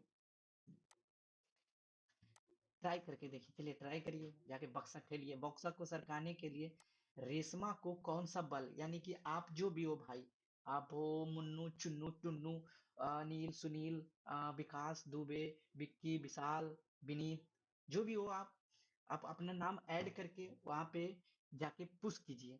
अब आप देखिए कि कौन सा बल लग रहा है। तो आप सबसे पहले कीजिए सर पेशीय बल लग रहा है, मस्कुलर फोर्स लग रहा है, लेकिन वहां तो फ्रिक्शन काम कर रहा है, ग्रेविटेशनल काम कर रहा है, वस्तु का भार है वो भी काम कर रहा है। सर कंफ्यूज हो गया हम। तो हम लोग अभी ने पढ़ा स्टैटिक फोर्स स्टैटिक फ्रिक्शन, तो हमारा आंसर यही होगा। ठीक है, स्टैटिक फोर्स स्टैटिक फ्रिक्शन। अब यहाँ पे क्या कर सकते हो, अधिक पूछा है ना, किससे अधिक बल लगाना चाहिए। ऐसे तो बल सारा लगेगा ना, बलों में से किससे अधिक बल लगेगा। तो ज्यादा बल वस्तु जितना अवरोध करेगा, समझ रहे हो, वस्तु जितना स्टैटिक में धसा यानी कि रखा हुआ है जितना वेट से, वो तो उतना ठेलने में प्रॉब्लम करेगा ना। ठीक है, तो ये स्टैटिक फ्रिक्शन बाबू काम देगा, हल्के में ना लियो इसको। यदि किसी सतह पर, आप वीडियो 30 मिनट के बन गए भाई, 20 मिनट का टारगेट लेके अच्छा लग रहा था इसलिए भाई। यदि किसी वस्तु सतह पर वस्तु विराम अवस्था में है, तब उस पर कार्य करने वाला बल के विषय में आप क्या निष्कर्ष निकालेंगे। चलिए भाई लोग ये बता देंगे आप, मुझे पता है। चलिए, no force acting on it, उस पर कोई बल कार्य, ये तो पहले ही हटा दो भाई। नो फोर्स गलत, वनली गलत। एलिमिनेट ऑप्शन, पॉजिटिव पूछा है, नेगेटिव ऑप्शन उसको हटा दो। अब क्या करना है, अगर कोई निगेटिव ऑप्शन पूछा है तो आप पॉजिटिव ऑप्शन हटा दिए। ऑप्शन एलिमिनेट ट्रिक जो है बहुत ही काम आता है सीटेट में। हम बताएंगे कि एग्जाम के कुछ दिन क्या पहले, 1 मंथ पहले पूरा एकदम प्रैक्टिस कराऊंगा, पूरा practice, option eliminate option eliminate. ठीक है, उस पर कोई बल कार्य नहीं कर रहा है, ये तो गलत हो गया। संतुलित बलों का एक युग्म उस पर कार्य कर रहा है। A pair of acting, a pair of act on object. ठीक है, एक जोड़ी, हाँ, एक्ट ऑन ऑब्जेक्ट वस्तु पे लग रहा है। कौन कौन, नॉर्मल, ग्रेविटेशनल, मस्कुलर। तो ये भी सही होगा, और ये बहुयुग्म मल्टीसेलुलर ये भी कर सकते हो। ठीक है, तो बी एंड सी ऑप्शन हमारा आ गया ये निकल कर। अब हो गया वीडियो समाप्त। अब इतना तक आप लोग पहुंच गए हैं तो एक बटन थोड़ा सा तकलीफ करके लाइक कर दीजिए और दोस्तों में आगे शेयर कर दीजिए। ठीक है, तो मिलते हैं नेक्स्ट वीडियो में। आप इसी तरह से हमारा सपोर्ट करते रहिए। तो कमेंट लाइक भरपूर कीजिए, और जो है अपने दोस्तों को समझेंगे। फिर जो है इसमें 7-8 सवाल जो भी प्रीवियस ईयर में पूछे गए हैं, सारा हम सब दोनों मिलके साथ में करेंगे। ठीक है, तो पहला सवाल क्या कह रहा है, इसे अगर हम थोड़ा सा और बड़ा कर देंगे तो सभी को जो है दृश्यमान हो जाएगा ये सवाल। ठीक है, दृश्यमान मतलब समझते हो, दिखने लगेगा। चलिए भाई लोग, सॉरी विलम्ब के लिए। पहला करा विच ऑफ द फ्लोइंग ग्राफ्स, है ना, पहला ही सवाल जो है ग्राफ से रिलेटेड आ गया। तो कह रहा है कि इसमें से चूज द करेक्ट ऑप्शन, यानी कि कौन सा जो है पेयर सही है, कौन सा जोड़ा, डिस्टेंस से रिलेटेड टाइम ग्राफ, वेलोसिटी से रिलेटेड टाइम ग्राफ, डिस्टेंस से related time graph and velocity से फिर आ गया। तो सबसे पहले भाई लोग इसको समझेंगे। अगर ये आप लोग समझ गए तो सवाल ये ऐसे चुटकी में बन जाएगा। अगर ये पहला इसमें देखेंगे वेलोसिटी एंड टाइम दिया गया है, यानी कि वस्तु यूनिफॉर्म स्पीड से गया। अब वस्तु क्या है, रेस्ट में है। वस्तु क्या है अब, हाँ रेस्ट में है, और ये गया था यूनिफॉर्म स्पीड से। तो स्पीड इसका क्या होगा, स्पीड कांस्टेंट होगा और एक्सेलरेशन भी कांस्टेंट होगा। तो पहला इसको लिखिए, speed constant and acceleration also constant. अब इसमें वेलोसिटी टाइम में देखेंगे कि स्पीड जो है एक समान चला, यानी कि यूनिफॉर्म स्पीड, इसमें लिखेंगे यूनिफॉर्म स्पीड में गया, एक समान गति में गया। ठीक है, वस्तु जो है एक समान गति में जा रहा है, यानी कि किनेटिक एनर्जी में है। अब इसमें देखेंगे डिस्प्लेसमेंट टाइम में ये भी यूनिफॉर्म स्पीड में गया, यूनिफॉर्म यानी कि इसमें डिस्प्लेसमेंट दिया है यानी कि डिस्टेंस दिया है, तो यूनिफॉर्म डिस्टेंस में गया, यानी कि दूरी जो है, ठीक है, यानी कि न कम रहा है न बढ़ रहा है, जो भी कांस्टेंट जितना मान लिया गया है दूरी उतना ही है। अब डिस्प्लेसमेंट ये नॉन यूनिफॉर्म हो जाएगा, क्यों? क्योंकि ये देखिए यहाँ पे गया बढ़ा, फिर इधर से इधर हो गया, यानी कि एक्सेलरेशन इसका जो है कांस्टेंट नहीं है, ठीक है, एक्सेलरेशन इसका कांस्टेंट नहीं है। अब इसको थ्योरी के अनुसार समझेंगे जो यहाँ पे लिखा गया है, यानी कि यदि डिस्टेंस टाइम ग्राफ दिया रहे, देखिए पहला क्या कहा था डिस्टेंस में, यानी कि time graph of body at rest, तो डिस्टेंस में क्या बॉडी रेस्ट रहता है, यहाँ बॉडी रेस्ट है, बॉडी रेस्ट है, ठीक है, यूनिफॉर्म स्पीड में गया, डिस्टेंस जो है रेस्ट में यानी बॉडी है, तो पहला स्टेटमेंट तो ये सही हो जाएगा। ओके, दूसरा करा है वेलोसिटी में, वेलोसिटी में आइए, time graph of body moving with uniform acceleration, क्या कर रहा है, यूनिफॉर्म एक्सेलरेशन, ठीक है, किसमें था, वेलोसिटी में। ये वेलोसिटी में यूनिफॉर्म एक्सेलरेशन, स्पीड यूनिफॉर्म है तो एक्सेलरेशन भी हाँ सही है, यानी कि ये भी सही है, ये भी सही है पेयर। अब करा है डिस्टेंस में आइए, time graph of body moving with uniform acceleration, distance में आइए, यानी कि ये यूनिफॉर्म एक्सेलरेशन में चल रहा है, नहीं एक्सेलरेशन इसका चेंज हो रहा है ना, ये डिस्प्लेसमेंट डिस्टेंस में, ये जो है यूनिफॉर्म नॉन यूनिफॉर्म एक्सेलरेशन है, क्या है, नॉन यूनिफॉर्म एक्सेलरेशन है, ठीक है, बात समझ में आ रहा है। तो इसका ये स्टेटमेंट पेयर हमारा गलत हो जाएगा, विथ यूनिफॉर्म नहीं नॉन यूनिफॉर्म एक्सेलरेशन हो जाएगा। अब वेलोसिटी में आइए, time graph of body at rest, तो वेलोसिटी टाइम ग्राफ में यहाँ पे देखे थे कि क्या बॉडी रेस्ट में है, तो हाँ ये पेयर भी सही है, यानी कि हमारा जो है ये वस्तु रेस्ट में है, तो हमारा ये भी सही है। तो कौन कौन सही पेयर हुआ, ए बी एंड डी, यानी कि कौन सा ऑप्शन हो जाएगा, ऑप्शन 1। सभी को क्लियर है भाई लोग, आशा करता हूं कि सभी को जो है ये प्रश्न थोड़ा सा तो मैं समझा पाया हूं जितना, अगर आपने समझ रखा है तो बहुत ही अच्छी बात है, अगर पहले से कर रखे हो तो ये PYQ है, ठीक है, यहाँ पे हमने सारा PYQ ही लगा रखा है।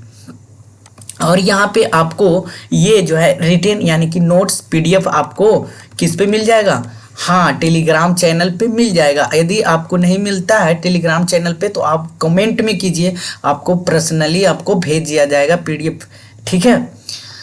यहाँ पे आपको एक्सेलरेशन टाइम ग्राफ में, एक्सेलरेशन टाइम ग्राफ एक सीधी रेखा दर्शाता है जब क्या रहता है, त्वरण कांस्टेंट रहता है, ठीक है, जब सीधी रेखा दिखाएगा तो इसका एक्सेलरेशन कांस्टेंट होगा, बॉडी रेस्ट में होगा, हमने बताया है। अब विस्थापन समय ग्राफ में ये यूनिफॉर्म स्पीड में होगा, विस्थापन समय ग्राफ में, डिस्प्लेसमेंट टाइम ग्राफ में हमने देखा यूनिफॉर्म में होगा और रेखा ढलान वेग की दर्शाता है, ठीक है। तो इस तरह से आप देखेंगे, अब ये जो है आप PDF में मिल जाएगा आपको। अब कह रहा है ये देखिए, ठीक है, यूनिफॉर्म नॉन यूनिफॉर्म, ये स्लोप में चला गया, ये रेस्ट में है बॉडी। अगला सवाल क्या कर रहा है, अगला सवाल, किसी बीम का चाल समय ग्राफ एक सीधी रेखा, निम्न में से कौन सा कथन निष्कर्ष माना जा सकता है। ये स्टेटमेंट वाले सवाल है, ठीक है, कथन वाले सवाल है, तो आप लोग को थोड़ा सा दिक्कत हो सकता है, अगर आपने अच्छे से पढ़ रखा होगा, ठीक है, तो आप जो है कर लोगे, हमें पूरा भरोसा है। अब इसमें देखेंगे कि ये जो स्पीड टाइम ग्राफ होता है, यहाँ समझेंगे, ये आपको स्पीड मिल गया, ये आपको टाइम मिल गया। अब ये स्पीड टाइम ग्राफ में क्या क्या हम सब थोड़ा सा देखेंगे, ठीक है, पूरा डिटेल से नहीं जाएंगे। ये जब यानी कि हॉरिजेंटल लाइन जब बनाता है तो ये कांस्टेंट स्पीड होता है, यानी कि एक्सेलरेशन भी यहाँ क्या है, हाँ एक्सेलरेशन भी इसका क्या है, कांस्टेंट है। अब देखिए ये जो रेखा, ये ग्राफ, ये जो लाइन है, ठीक है, ये लाइन आपको क्या बता रहा है, ये लाइन आपको क्या कर रहा है, ये स्ट्रेट लाइन है, यानी कि पॉजिटिव में है, यानी कि कांस्टेंट एक्सेलरेशन में है। इस यहाँ भी कांस्टेंट एक्सेलरेशन, यहाँ भी कांस्टेंट स्पीड और कांस्टेंट एक्सेलरेशन। और जब यहाँ पे ये स्लोप नीचे आने लगा तो स्ट्रेट लाइन जो है निगेटिव ग्रेडियंट, ग्रेडियंट समझते हो, यानी कि नीचे की ओर निगेटिव अथी में जाना स्लोप में। यहाँ पे कांस्टेंट डिकेलरेशन हो रहा है, डिसेलरेशन हो रहा है, यानी कि कम रहा है कांस्टेंट, इसका जो एक्सेलरेशन है डी हो रहा है, कम हो रहा है। यानी कि जैसे गाड़ी आप ऊपर से पहाड़ पर से नीचे स्लोप करवाते हो तो देखते हो ब्रेक लेकर नीचे नीचे गिराते हो, ठीक है। तो यहाँ यही कह रहा है। अब इसमें स्टेटमेंट देखेंगे कि the motion of object is uniform motion, uniform motion. तो ऑब्जेक्ट इज एट रेस्ट, यानी कि चाल समय ग्राफ एक सीधी रेखा क्या दर्शाता है, ये देखिए यहाँ फिर से हम समझा देता हूँ, ठीक है। ये रहा, ये रहा, ठीक है। सीधी रेखा ये क्या दर्शाता है, ये सीधी रेखा क्या दर्शाया, यानी कि बॉडी कांस्टेंट है, स्पीड कांस्टेंट है, एक्सेलरेशन कांस्टेंट है और बॉडी को जी रेस्ट में है। अब देखो the motion of the object is uniform motion, ये दर्शा रहा है, अभी इसकी बात नहीं करेंगे। The object is at rest, इसकी ये तो है, यानी कि motion of the object is non uniform motion, असमान गति में नहीं, लेकिन यूनिफॉर्म में बोल रहा है तो एक समान ही जा रहा है, यानी कि यहाँ पे ये हो गया यूनिफॉर्म मोशन में जा रहा है, ठीक है। इसका आंसर कौन सा हो जाएगा, ए एंड बी हो जाएगा, ऑप्शन ए हो जाएगा। किसी को दिक्कत? अगला सवाल फिर से PYQ सीटेट का, ये सीटेट का सारा सवाल है, ठीक है, सारा सवाल सीटेट का है। देखिए टाइप भी नहीं किया, वहीं से सीधा कॉपी मार के ले आया हूँ, ठीक है। किसी वस्तु की दूरी समय ग्राफ एक सरल रेखा है, ठीक है। इसकी गति की अवस्था के संदर्भ में निम्न में से क्या निष्कर्ष निकाला जा सकता है। फिर से आ गया दूरी समय ग्राफ, यानी कि दूरी क्या होता है, दूरी डिस्टेंस है ना, और एक क्या होता है टाइम, यानी कि यहाँ पे हो जाएगा डी, यहाँ पे हो जाएगा टी। कह रहा है कि एक सरल रेखा, ये देखिए सरल रेखा है, इसकी गति की अवस्था के संदर्भ में यानी कि object a straight line beach of the inference round the state of motion, ठीक है। ये मोशन की गति की अवस्था में निष्कर्ष कैसे निकाला जाता है, रेस्ट में है, यूनिफॉर्म स्पीड में है, नॉन यूनिफॉर्म में नहीं। ए एंड बी पिछला वाला सवाल ही था लेकिन अलग प्रकार से था। अब देखिए कोई भी, ये पहले सवाल देख लीजिए, कोई कार अपनी पहली आधी यात्रा V1 चाल से चलता है। जैसे आप लोग कहीं जा रहे हो, नानी घर जा रहे हो, अब नानी घर गए, यहाँ से आधा रास्ता पैदल गए V1 चाल से, तथा शेष यात्रा साइकिल से गए V2 चाल से, यानी कि इसका स्पीड तो चेंज हो जाएगा ना, पैदल की यात्रा कम लग रहा है, साइकिल की यात्रा स्पीड ज़्यादा है, चाल से तय करती है। कार की समस्त नेट चाल, यानी कि होल जर्नी में जब आप एवरेज स्पीड निकालते हो, यानी कि एवरेज स्पीड बराबर टोटल डिस्टेंस बटा टोटल टाइम होता है, सभी को पता है एवरेज स्पीड बराबर, यानी कि स्पीड बराबर ही होता है डिस्टेंस बटा टाइम, स्पीड बराबर डिस्टेंस बटा टाइम। यानी कि आपने जो भी तय किया तो एवरेज स्पीड हमारा फॉर्मूला इस तरह से निकलता है 2 into V1 into V2 by V1 plus V2 होता है, ठीक है। ये हमारा जो है एवरेज स्पीड निकलता है। जब आपने मैथ में टाइम एंड वर्क का सवाल किया होगा तो आपको कहा होगा कि ये 8 से काम करता है, ए 8 से काम करता है और बी 6 की एफिशिएंसी से काम करता है, तो वह काम को कितने दिनों में ख़त्म कर देंगे। तो 2 गुना 8 गुना 6 बता 8 14 करते थे, 2 7 14 इस तरह से काट देते थे, ठीक है, ठीक है। उसी तरह से इसको भी करना है। तो ये फॉर्मूला कौन सा हो जाएगा, ठीक है, तो ये हो जाएगा ऑप्शन डी। यहाँ पे हमने एवरेज स्पीड का जो है कॉन्सेप्ट यहाँ पे लिख रखा है, आप लोग ध्यान से देख लोगे।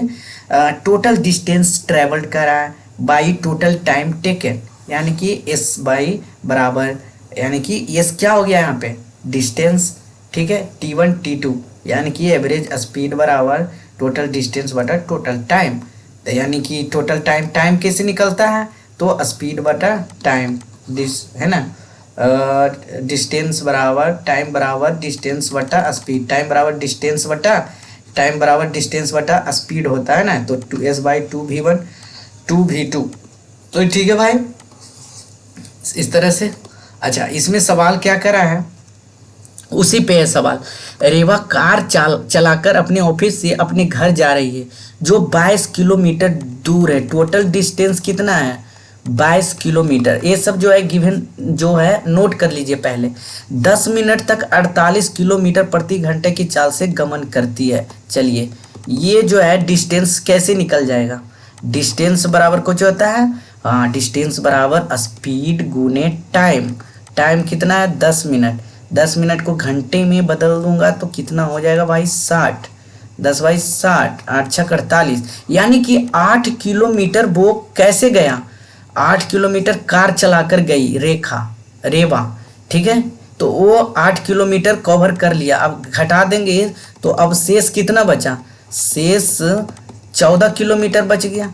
अब 14 किलोमीटर को चलने के लिए कह रहा है, ठीक है, 14 किलोमीटर चलने के लिए कुछ 15 मिनट वहाँ लेट किया, ठीक है। ये आपको ध्यान रखना है कि कितना मिनट लेट किया, यानी कि लेट उन्होंने वहाँ पे कितना किया, 15 मिनट। इसको घंटा में चेंज कर लेंगे तो 15/4, यानी कि 1/4 घंटा वहाँ पे रुका। ये टाइम में रख लेंगे, ठीक है। ये T2 हो गया, ये T1 हो गया। T1 कितना था जखने, 10 मिनट। T1 कितना था, 10 मिनट। इसको भी घंटे में बदल देंगे तो 10/6, यानी कि 1/6, ठीक है। अब T3 निकालते हैं। अब T3 टाइम बराबर क्या होता है, टाइम बराबर डिस्टेंस बटा स्पीड होता है। टाइम बराबर डिस्टेंस बटा स्पीड होता है। तो 14×14 = 56। ये कितना आ जाएगा, 1/4, ठीक है। यानी कि टाइम तीसरा कितना आ गया, 1/4, यानी कि सबसे पहले 1/4, 1/6 मिनट T1 लगा, T2 लगा कितना, 1/4, आराम किया।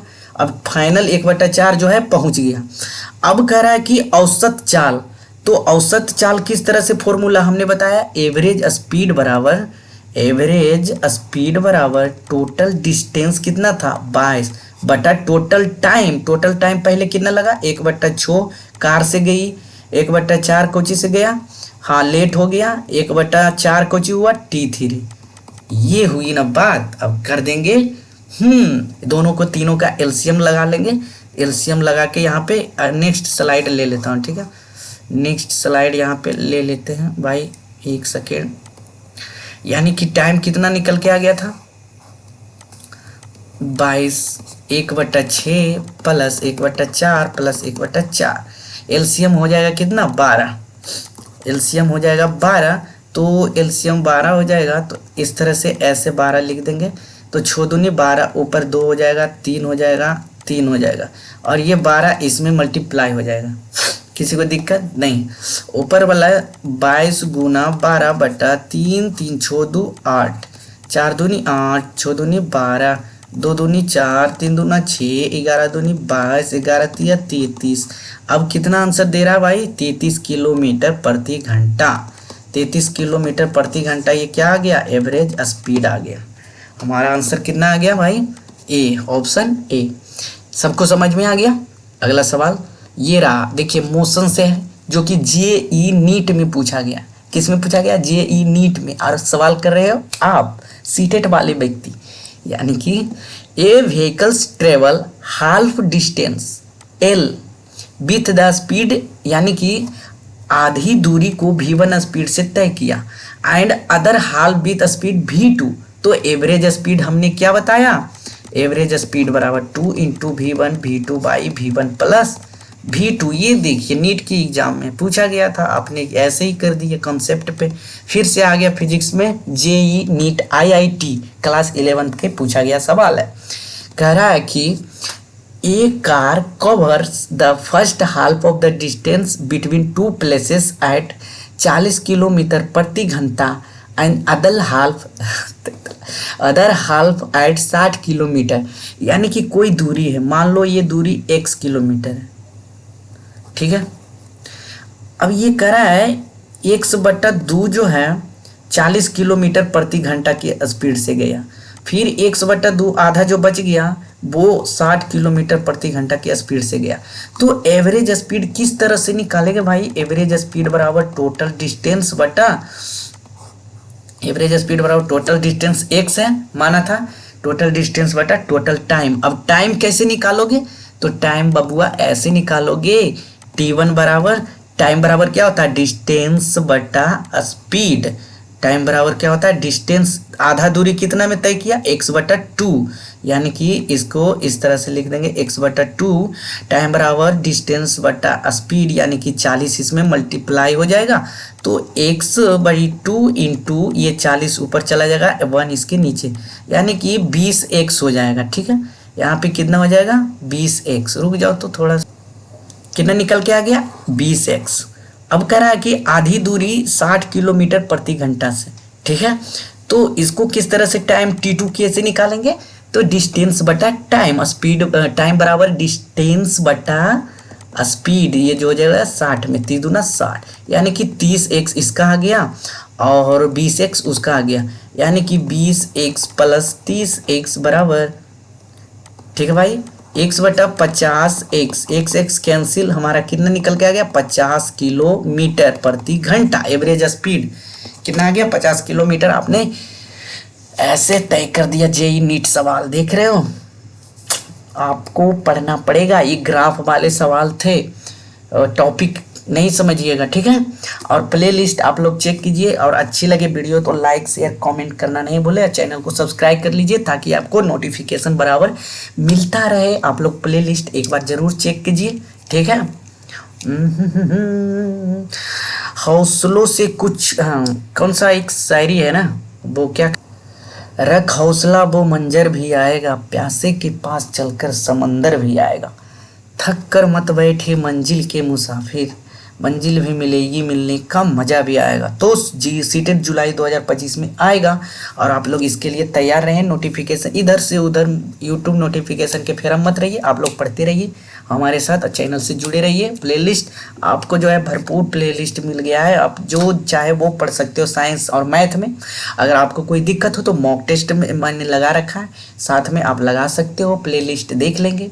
ठीक है भाई, और इसका पीडीएफ जो आपको टेलीग्राम चैनल RCTGT एकेडमी पे मिल जाएगा।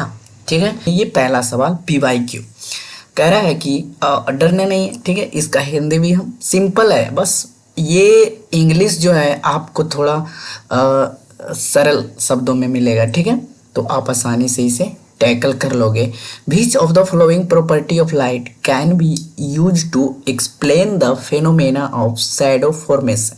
कुछ नहीं है भाई, शैडो फॉर्मेशन ये वाला पूछ दिया है सवाल। तो सवाल रहेगा और इस तरह से आपके सामने एक PPT खुल जाएगा, और वहाँ पे हम सब भाई मिलके डिस्कस करेंगे। ठीक है, आप और हम। ठीक है, तो कह रहा है कि shadow obtained from extended source, कह रहा है कि शैडो कब बनेगा। अच्छा, आप कहीं पे एक टॉर्च लीजिए। ठीक है, अब ये टॉर्च लीजिए, जैसे ये मोबाइल फ्लैश लाइट, ठीक है, लेता हूँ आपके सामने एक्सपेरिमेंट करता हूँ। ठीक है, ये फ्लैश लाइट जल रहा है, ये फ्लैश लाइट है। अब ये इसका छाया कहाँ बनेगा? इसका छाया इसके पीछे बनेगा। और ये जो आपके सामने ऑब्जेक्ट दिख रहा है, ये कैसा है? अपारदर्शी। ये कैसा है? अपारदर्शी है। ठीक है, ये अपारदर्शी है, इसीलिए तो ऑब्जेक्ट बन रहा है ना, अथी छाया बन रहा है। अगर ये पारदर्शी रहता तो ये लाइट पार हो जाता, तो छाया जो है नहीं बनता। ठीक है, तो इससे क्या समझ में आया कि पहले तो ऑब्जेक्ट जो होना चाहिए ओपेक क्यों होना चाहिए? यहाँ देखिए, अपारदर्शिता होना चाहिए उसमें। ठीक है, ये बॉल है, फुटबॉल है, स्फेरिकल है, जो कि पूरा भरा हुआ है। अब ये सोर्स ऑफ लाइट टॉर्च है, टॉर्च पे जलाएं तो ये लाइट जो गमन किया स्ट्रेट लाइन में गमन किया। कैसे किया? स्ट्रेट लाइन में गमन किया। अब ये गमन किया, फिर शैडो कहाँ बना इस पे? ये जो यहाँ पे हम एक कपड़ा डाल दिए थे, शैडो इस पे बन गया। देखिए इतना बड़ा गोल शैडो बन गया, ये शैडो के है। ठीक है, तो लाइट सबसे पहले स्ट्रेट लाइन में गमन किया, और ये शैडो जो है किस तरह से बना? एक बीच में कौन सा आ गया? अपारदर्शी वस्तु, कोई भी हो सकता है अपारदर्शी वस्तु, जैसे हमने अभी किया। ठीक है, एक्सपेरिमेंट। तो उस तरह से यहाँ देखिए ये बॉल लटका हुआ है, अब यहाँ पे कहीं से सोर्स ऑफ लाइट होगा। अब ये लाइट जो है ये इस पे हम जो है प्राप्त कर रहे हैं इसका प्रतिबिंब है ना, प्रतिबिंब प्राप्त कर रहे हैं। यानी कि shadow are form due to phenomena of linear propagation of light. यानी कि ये लीनियर लाइट है, जैसे यहाँ से लाइट आता गया आता गया आता गया, ठीक है। तो ये कह रहा है सीधा तौर पर कि लाइट जो गया स्ट्रेट लाइन गया और बीच में ओपेक वस्तु आया, अपारदर्शी वस्तु आया। अपारदर्शी वस्तु जिस शेप का था उस शेप का वहां पे इमेज यानी कि छाया बना, तो ये क्या हो गया, शैडो ऑफ लाइट। तो हमारा सवाल यही था। तो ट्रेवल इन स्ट्रेट लाइन ये तो सही है। स्पीड पे डिपेंड किया नहीं, लाइट जो जा रहा है यानी कि साउंड जो होता है स्पीड होता है। अब ये लाइट स्पीड होता है लेकिन यहाँ पे उतना मायने नहीं रखता है, ठीक है। Light is composed of 7 colour. अच्छा, ये जो शैडो बनाने के लिए 7 कलर की जरूरत थी नहीं, ठीक है। Light does not pass through opaque object. हाँ, अपारदर्शी वस्तु पे जो है बस क्या लाइट नहीं पार हो रहा था। तो हमारा आंसर ए एंड डी हो जाएगा। इसका ए एंड डी ऑप्शन 2 आ गया, ठीक है। सबको क्लियर है कॉन्सेप्ट। अब अगला सवाल इसके स्क्रीन पर ये रहा, कह रहा है if the angle between normal and incident ray is 30 degree, the angle between incident ray and reflected ray. घबराइएगा नहीं दोस्तों, इंसिडेंट रे रिफ्लेक्टेड रे जैसे आप लोगों ने लॉ ऑफ रिफ्लेक्शन पढ़े रखे होंगे, ठीक है। यहाँ पे सिर्फ है जो सवाल किया जाएगा और उसका रिलेटेड कॉन्सेप्ट बता दिया जाएगा। जब आपने पढ़े होंगे कि the angle of incident equal to the angle of reflection होता है, यानी कि इंसिडेंस जो होता है रिफ्लेक्शन के इक्वल होता है और बीच में एक क्या होता है, नॉर्मल रे होता है, ठीक है। एक बीच में नॉर्मल रे होता है। तो the incident ray and the reflected ray and the normal are all in the क्या होता है, ये सेम प्लेन में होता है, एक ही पॉइंट पे होता है। अगर आपको बोल दिया जाए इंसिडेंट रे, नॉर्मल रे एंड रिफ्लेक्टेड रे एक ही बिंदु पे होता है या अलग अलग बिंदु पे होता है, तो आप क्या कहिएगा, एक ही बिंदु पे होता है, ठीक है। मेरा गला खराब है, थोड़ा सा मैनेज कर लीजिएगा। अब ये एंगल ऑफ इंसिडेंस को आई से चिन्हित करते हैं और एंगल ऑफ रिफ्लेक्टेड को एंगल आर से चिन्हित करते हैं। तो आई इज इक्वल टू क्या होता है, एंगल ऑफ इंसिडेंस बराबर एंगल ऑफ रिफ्लेक्शन। अब ये जो एंगल होगा जितना, जैसे मान लो ये 30 डिग्री है तो ये भी 30 डिग्री होगा। और सभी को पता है कि ये किस तरह का एंगल है, ये राइट एंगल है। राइट एंगल कितना होता है, 90 डिग्री होता है। यदि कोई इसे बाइसेक्ट करता है तो ये क्या हो जाता है, बाइसेक्ट नहीं, कोई लाइन यहाँ से गुजरा, अगर ये 30 है तो ये कितना बच के आ जाता है, 60 बच के आ जाता है, ठीक है।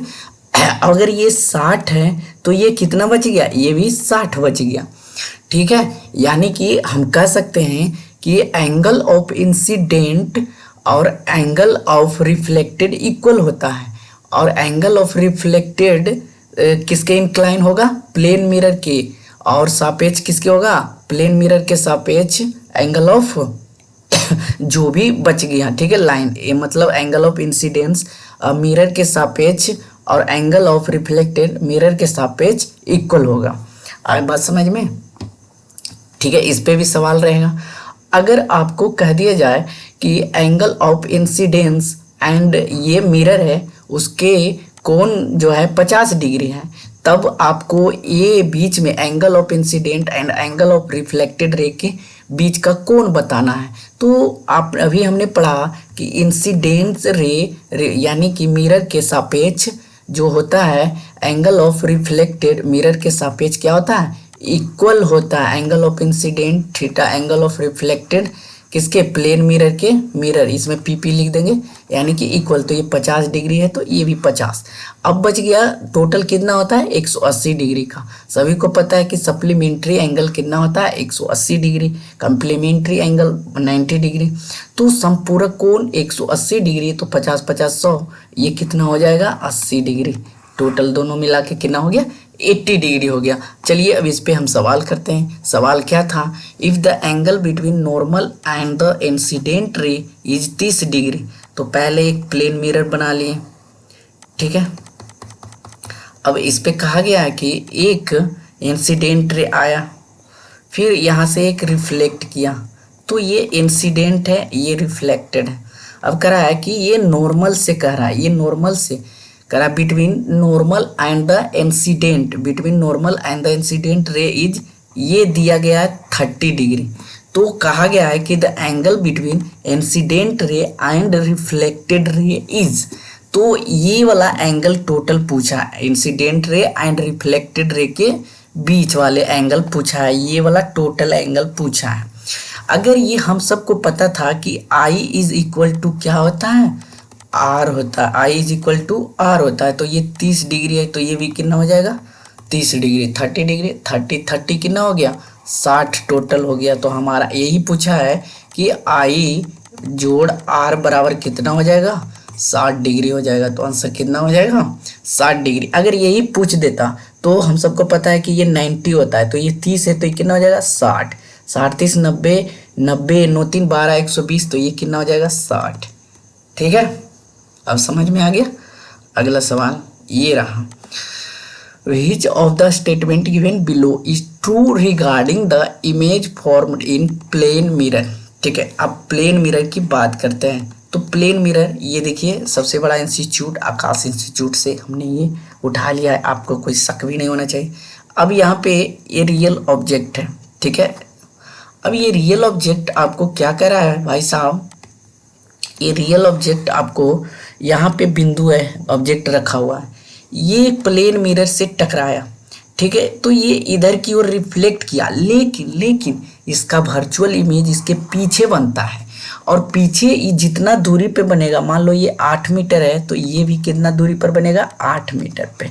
अब टोटल दूरी कितना हो जाता है, टोटल हो जाता है हमारा 16, ये हुआ दूरी। अब बोलेगा कि कैसा इमेज बनता है, तो वर्चुअल इमेज बनता है और सीधा बनता है। कैसा बनता है, सबसे पहले आपको बोल दिया जाए कि इस प्लेन मिरर में कैसे कैसे इमेज बनेंगे, तो सीधा बनेंगे, वर्चुअल आभासी बनेंगे।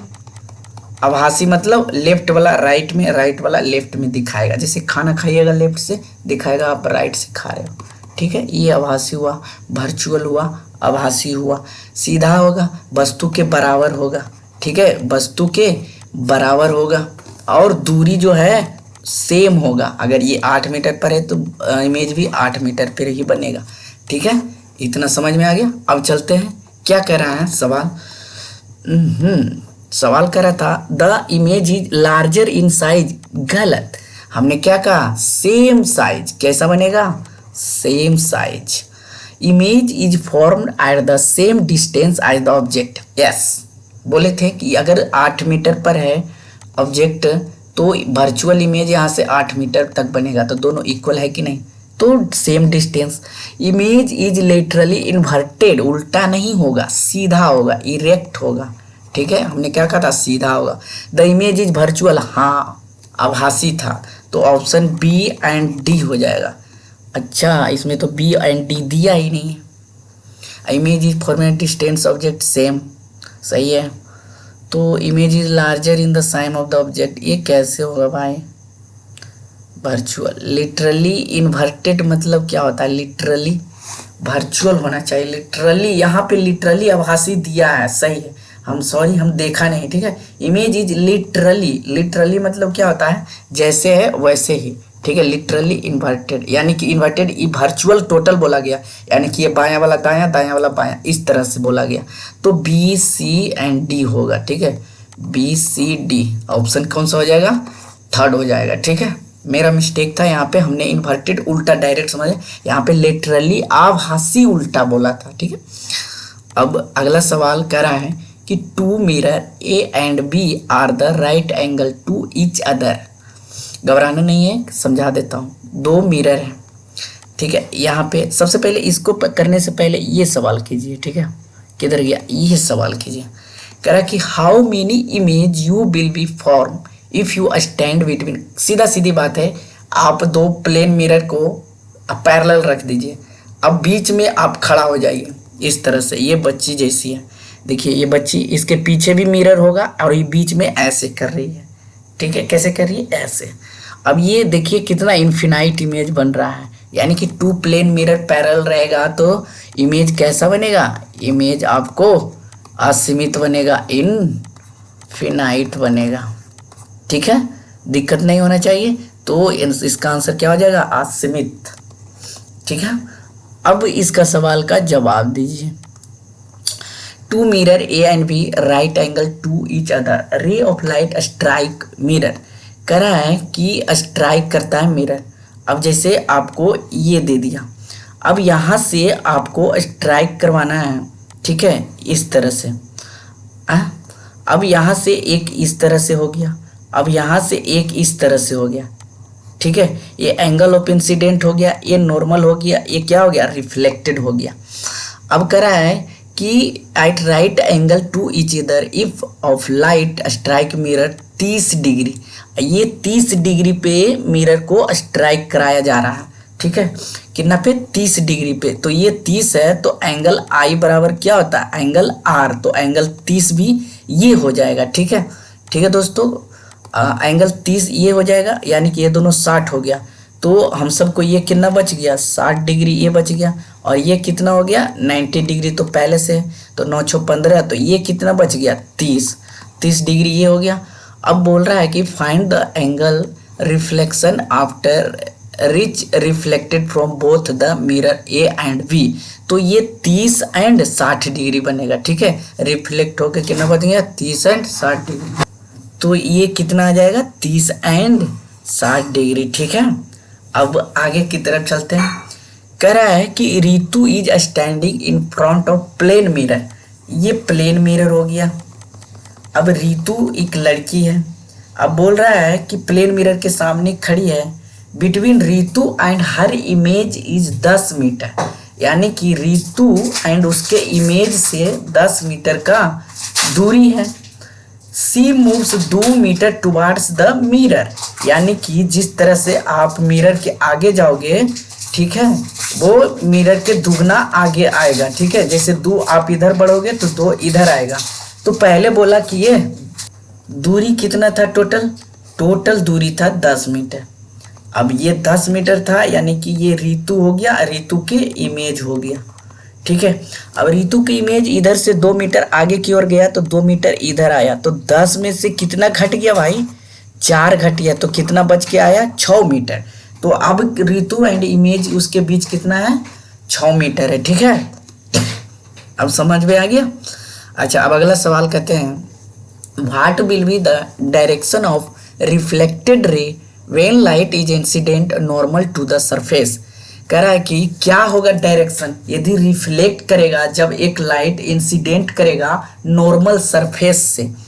तो नॉर्मल सरफेस से जब कोई एंगल रिफ्लेक्ट करेगा, यानी कि what will be the direction of reflected, तो उसी ओर चला जाएगा ना। Reflected ray when a light is incident normal to the surface, तो पैरेलल टू द सरफेस होगा, नहीं perpendicular to the surface, and acute angle to the surface बनेगा। अच्छा, एब्ट्यूज एंगल कब कह सकते हैं? जब 90 डिग्री से बड़ा हो। तो लेकिन यहाँ पे कह दिया है normal, incident normal to the surface. अगर यही नहीं देता, बोलता टोटल, तो ऑब्ट्यूज हो सकता था, ठीक है।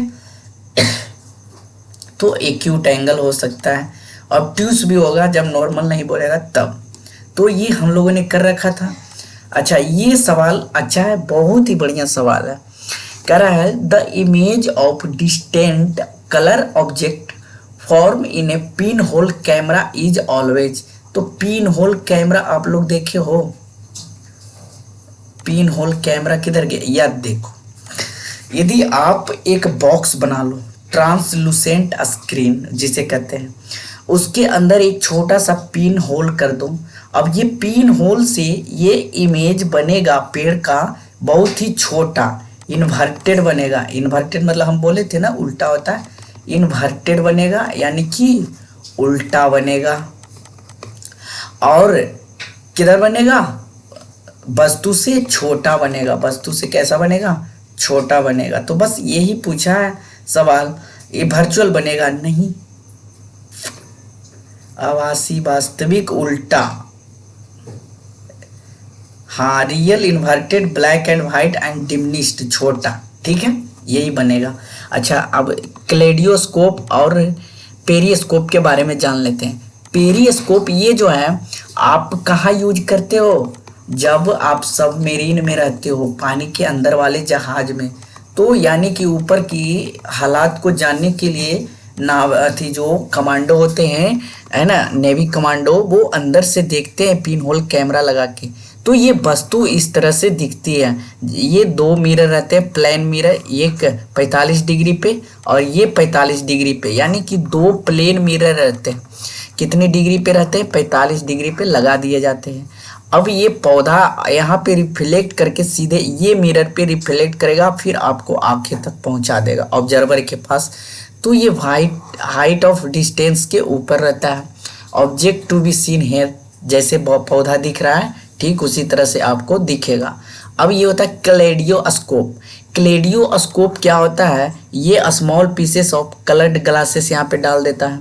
बनाने का तरीका, एक ग्राउंड ग्लास डिस्क यहाँ पे लगा दीजिएगा, एक डिस्क यहाँ पे एक स्मॉल होल कर दीजिएगा छोटा सा, फिर कार्डबोर्ड ट्यूब लगाइएगा, फिर कार्डबोर्ड ट्यूब यहाँ पे बाहर लगा दीजिएगा, फिर यहाँ पे 3 मिरर स्ट्रिप्ट दीजिएगा, ठीक है कैसा दीजिएगा, 3 मिरर जो है प्लेन मिरर ऐसे लगा दीजिएगा।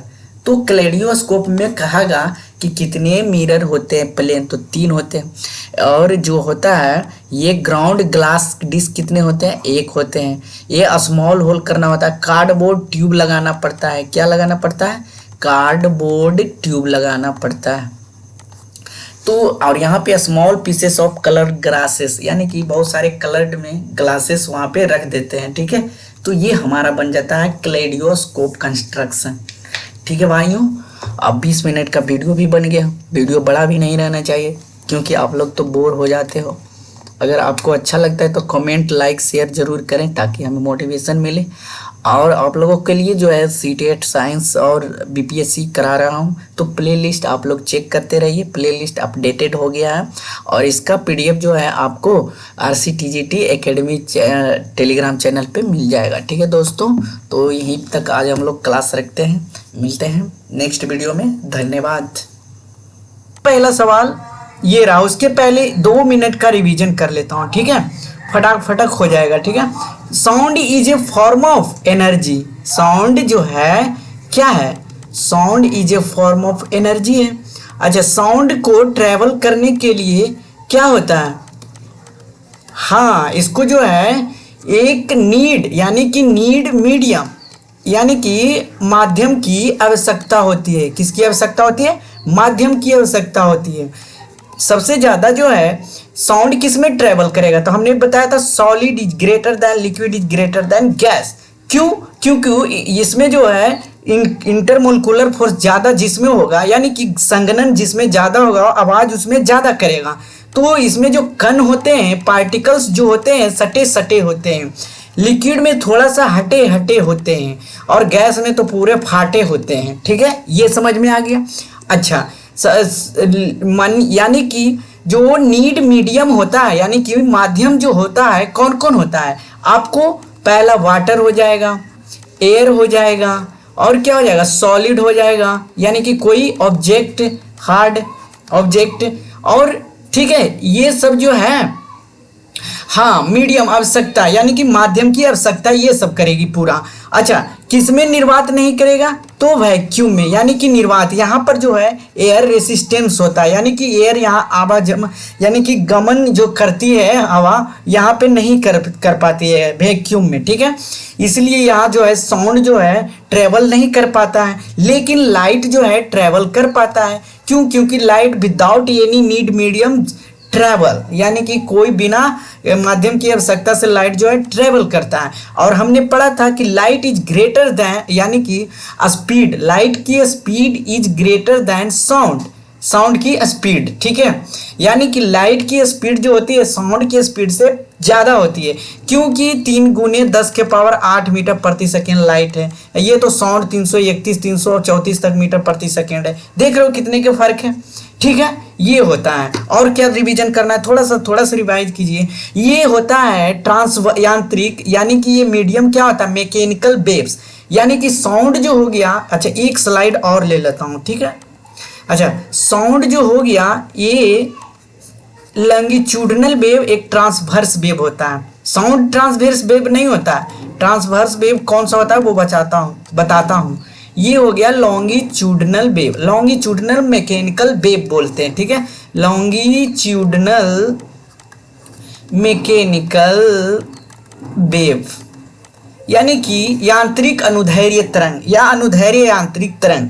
ट्रांसवर्स वेव ये होता है लाइट में होता है, ठीक होता है, लाइट में होता है, इसको मीडियम की आवश्यकता नहीं होती है। लॉन्गिट्यूडिनल वेव को मीडियम की आवश्यकता होती है, ठीक है। और अनुदैर्ध्य तरंग सबको समझ में आ गया। अब लॉन्गिट्यूडिनल वेव में एक होता है, यानी कि साउंड जो होता है, ये साउंड हो गया। अच्छा ये कंप्रेसर, अच्छा ये एक संघनन, अच्छा फिगर है नहीं है, कोई बात नहीं, यहाँ पे फिगर बना देता हूँ। ये थोड़ा सा हटे हटे हो गया, फिर यहाँ पे संघनन हो जाता है। ये क्या कहलाता है, कंप्रेशन, संपीड़ितता और रेसिस्टेंस, है ना, ठीक है। ये CR ये कंप्रेशन रेसिस्टेंस कहलाता है। कैसे, जहां संघनन दिखाई दे, कंप्रेशन संपीड़ितता ज्यादा तो डेंसिटी भी ज्यादा। रेसिस्टेंस में क्या होता है, थोड़ा अलग अलग होते हैं। यहाँ जो होता है डेंसिटी क्या होता है, हाँ लो होता है, कम होता है। यहाँ पे क्या होता है, डेंसिटी हाई होता है, कंप्रेशन के जगह, संपीड़ितता के जगह, ठीक है। अच्छा वेवलेंथ क्या कहलाता है, ये दोनों सीसी मिल के, यानी कि दोनों कंप्रेशन या फिर रेसिस्टेंस दोनों सेम होना चाहिए। दोनों की दूरी को वेवलेंथ कहते हैं। वेवलेंथ को किस चीज से यानी चिन्ह से बताया जाता है, तो लेमडा, ये क्या हो गया, वेवलेंथ हो गया। इतना तक सारा जो है हम लोगों ने पढ़ रखा है। अगर कोई विद्यार्थी नहीं पिछला वीडियो देखें तो ये 2 मिनट में जो है, 5 मिनट में आप रिवीजन कर लिए, इससे आपकी जो है अब सवाल बनना शुरू हो जाएगा, ठीक है। तो चलिए आज जो है पहला सवाल, तो sound travel faster in water than air. अच्छा ये सवाल है, क्या जो है वायु की अपेक्षा, किसकी अपेक्षा कराए, वायु की अपेक्षा जल में ध्वनि जो होता है अधिक तेजी से गति करता है। पहले हमने क्या बताया, सॉलिड, लिक्विड, गैस। अच्छा गैस क्या हो जाएगा, एयर, ये लिक्विड क्या हो जाएगा, वाटर, सॉलिड कोई सब्जेक्ट हो जाएगा, ऑब्जेक्ट हो जाएगा, यानी कि लोहा हुआ, ठीक है। अच्छा वायु की अपेक्षा जल जो है अधिक तेजी से गमन करता है, हाँ ये सही है, ठीक है, किसी को दिक्कत नहीं होना चाहिए। अच्छा माध्यम में दृढ़ता की ध्वनि की चाल को प्रभावित करती है। Rigidity of medium impact the speed of light, यानी कि जितना ज़्यादा सॉलिड होता है, इम्पैक्ट तो पड़ता है ना, जितना संघनन ज़्यादा होगा उतना साउंड जो है ज़्यादा होगा, ठीक है, और जितना कम होगा उतना कम होगा, ठीक है। इम्पैक्ट तो पड़ता है, मीडियम, रिजिडिटी यानी कि दृढ़ता, जितना सटे सटे होंगे, तो ये भी सही है। तो हमारा आंसर कौन सा हो जाएगा, ऑप्शन ए हो जाएगा, ठीक है। सबको समझ में आ गया। चलिए अगला सवाल आपके स्क्रीन पर ये रहा, ध्वनि तरंगों के संदर्भ में निम्नलिखित में से कौन सा सत्य है, ठीक है। तो एक चीज हमने नहीं बताया था, ठीक है। साउंड जो होता है हम लोग जो सुनते हैं वो 20 हर्ट्ज से 20 के हर्ट्ज तक होता है, ठीक है, 20 से 20,000 के हर्ट्ज तक होता है, ये आप लोग याद रखिएगा। अच्छा sound wave travel fastest in gas, गलत है, ठीक है। सॉलिड, लिक्विड, गैस, फास्ट तो सॉलिड में हो रहा है, पहला ही गलत हो गया। अच्छा पेन ही चेंज कर लेता हूँ, बुलाया ही खत्म, ठीक है, ये खत्म। Human beings hear sound whose frequency 15,000 hertz. अच्छा ये 15,000 हर्ट्ज बीच में आ रहा है। Sound waves can not be reflected, ये देखिए गलत बात है। साउंड जो होता है रिफ्लेक्ट करता है। अच्छा आप इक्को सुने होंगे, इक्को अगर आप 17 मीटर की दूरी पर हो तो आपको जो है इक्को सुनाई देगा। अच्छा इक्को कब होगा, जब आप किसी को यानी कि आपने साउंड दिया, ठीक है, और साउंड जो है आपको क्या करता है, रिफ्लेक्ट, कितना दूरी पर आप हैं वस्तु के 17 मीटर पे, तो आप जो है इक्को सुन सकते हो, ये समझ में आ गया। तो रिफ्लेक्ट ध्वनि करता है, तो ये ऐसा कहना गलत है, यानी कि नहीं करता है, ये तो नहीं होगा। ध्वनि की प्रबलता ध्वनि की तरंगों की आवृत्ति पर निर्भर करता है। अच्छा, एक स्लाइड ये जो है हम थोड़ा लगाते हैं, ठीक है, ये आप लोग ध्यान से देख लीजिए, क्योंकि हर जो है कॉन्सेप्ट, हर सवाल के साथ कॉन्सेप्ट क्लियर होना चाहिए, हमारा यही उद्देश्य है। देखिए वेवलेंथ क्या है, यहाँ पे दिखाई दे रहा होगा एक फिगर, ये वेवलेंथ और एम्पलीट्यूड में अंतर देखिए। सबसे पहले यदि आप देखे होंगे, अच्छा ये क्या आ गया, क्लियर कर लूँ, ठीक है, ये एम्पलीट्यूड जो दिख रहा है ये दोनों के दूरी, एम्पलीट्यूड हो गया इस तरह से, अगर साउंड जा रहा है, ठीक है, ये गया साउंड इस तरह से वेवखंड, तो एम्पलीट्यूड होता है ये इतना का दूरी। वेवलेंथ क्या होता है, दो ऊंचाइयों, यानी कि सी बोले थे हमने, ये आर हो गया, ये आर हो गया, सी इस तरह से होता है। कंप्रेशन रेसिस्टेंस, ठीक है, तो ये हो गया वेवलेंथ, ये हो गया क्या, एम्पलीट्यूड, ठीक है। तो अगर एम्पलीट्यूड की बात करें तो इसे ये, अच्छा यहाँ पे डिफाइन कर देता हूँ, द मैक्सिमम हाइट रीच, क्या लिखेंगे, the maximum height reached by through the crest, ठीक है। टाइम पीरियड क्या होता है, एक दोलनी करके लीजिए, ठीक है। अच्छा आप कहीं गए, एक हाथ में धागा के सहारे कुछ बांध लीजिए, ठीक है, और इसको इस तरह से दोलन करते जाइए, ये जो होता है बार बार यहीं पे आ जाता है, यानी कि टाइम पीरियड वैसा कहा है, the time taken to complete one oscillation, यानी कि एक दोलन पूरी करने में जितना लिया गया समय, ये देखिए यहाँ से गया, यहाँ गया, फिर इधर गया, फिर यहाँ आके रुक गया, ठीक है। तो यानी कि वाइब्रेशन जो हो रहा है, time taken to complete in one vibration यानी ऑसिलेशन, ठीक है। अच्छा फ्रीक्वेंसी किसे कहते हैं, अगर frequency the number of vibration per second, जितनी पर सेकेंड में जितना बार वाइब्रेट किया वह फ्रीक्वेंसी कहलाए। Amplitude, wavelength, frequency, time period सब समझ में आ गया। तो यहाँ पे एक और देखिए, इसका गुण देख लिए, लाउडनेस यानी कि आवाज, पिच, तारतब, एम्पलीट्यूड पे किस पे डिपेंड करता है, यानी कि एल ए पे, लाउडनेस यानी कि आप जो जितना बोल रहे हो किस पे, एम्पलीट्यूड पे डिपेंड करता है।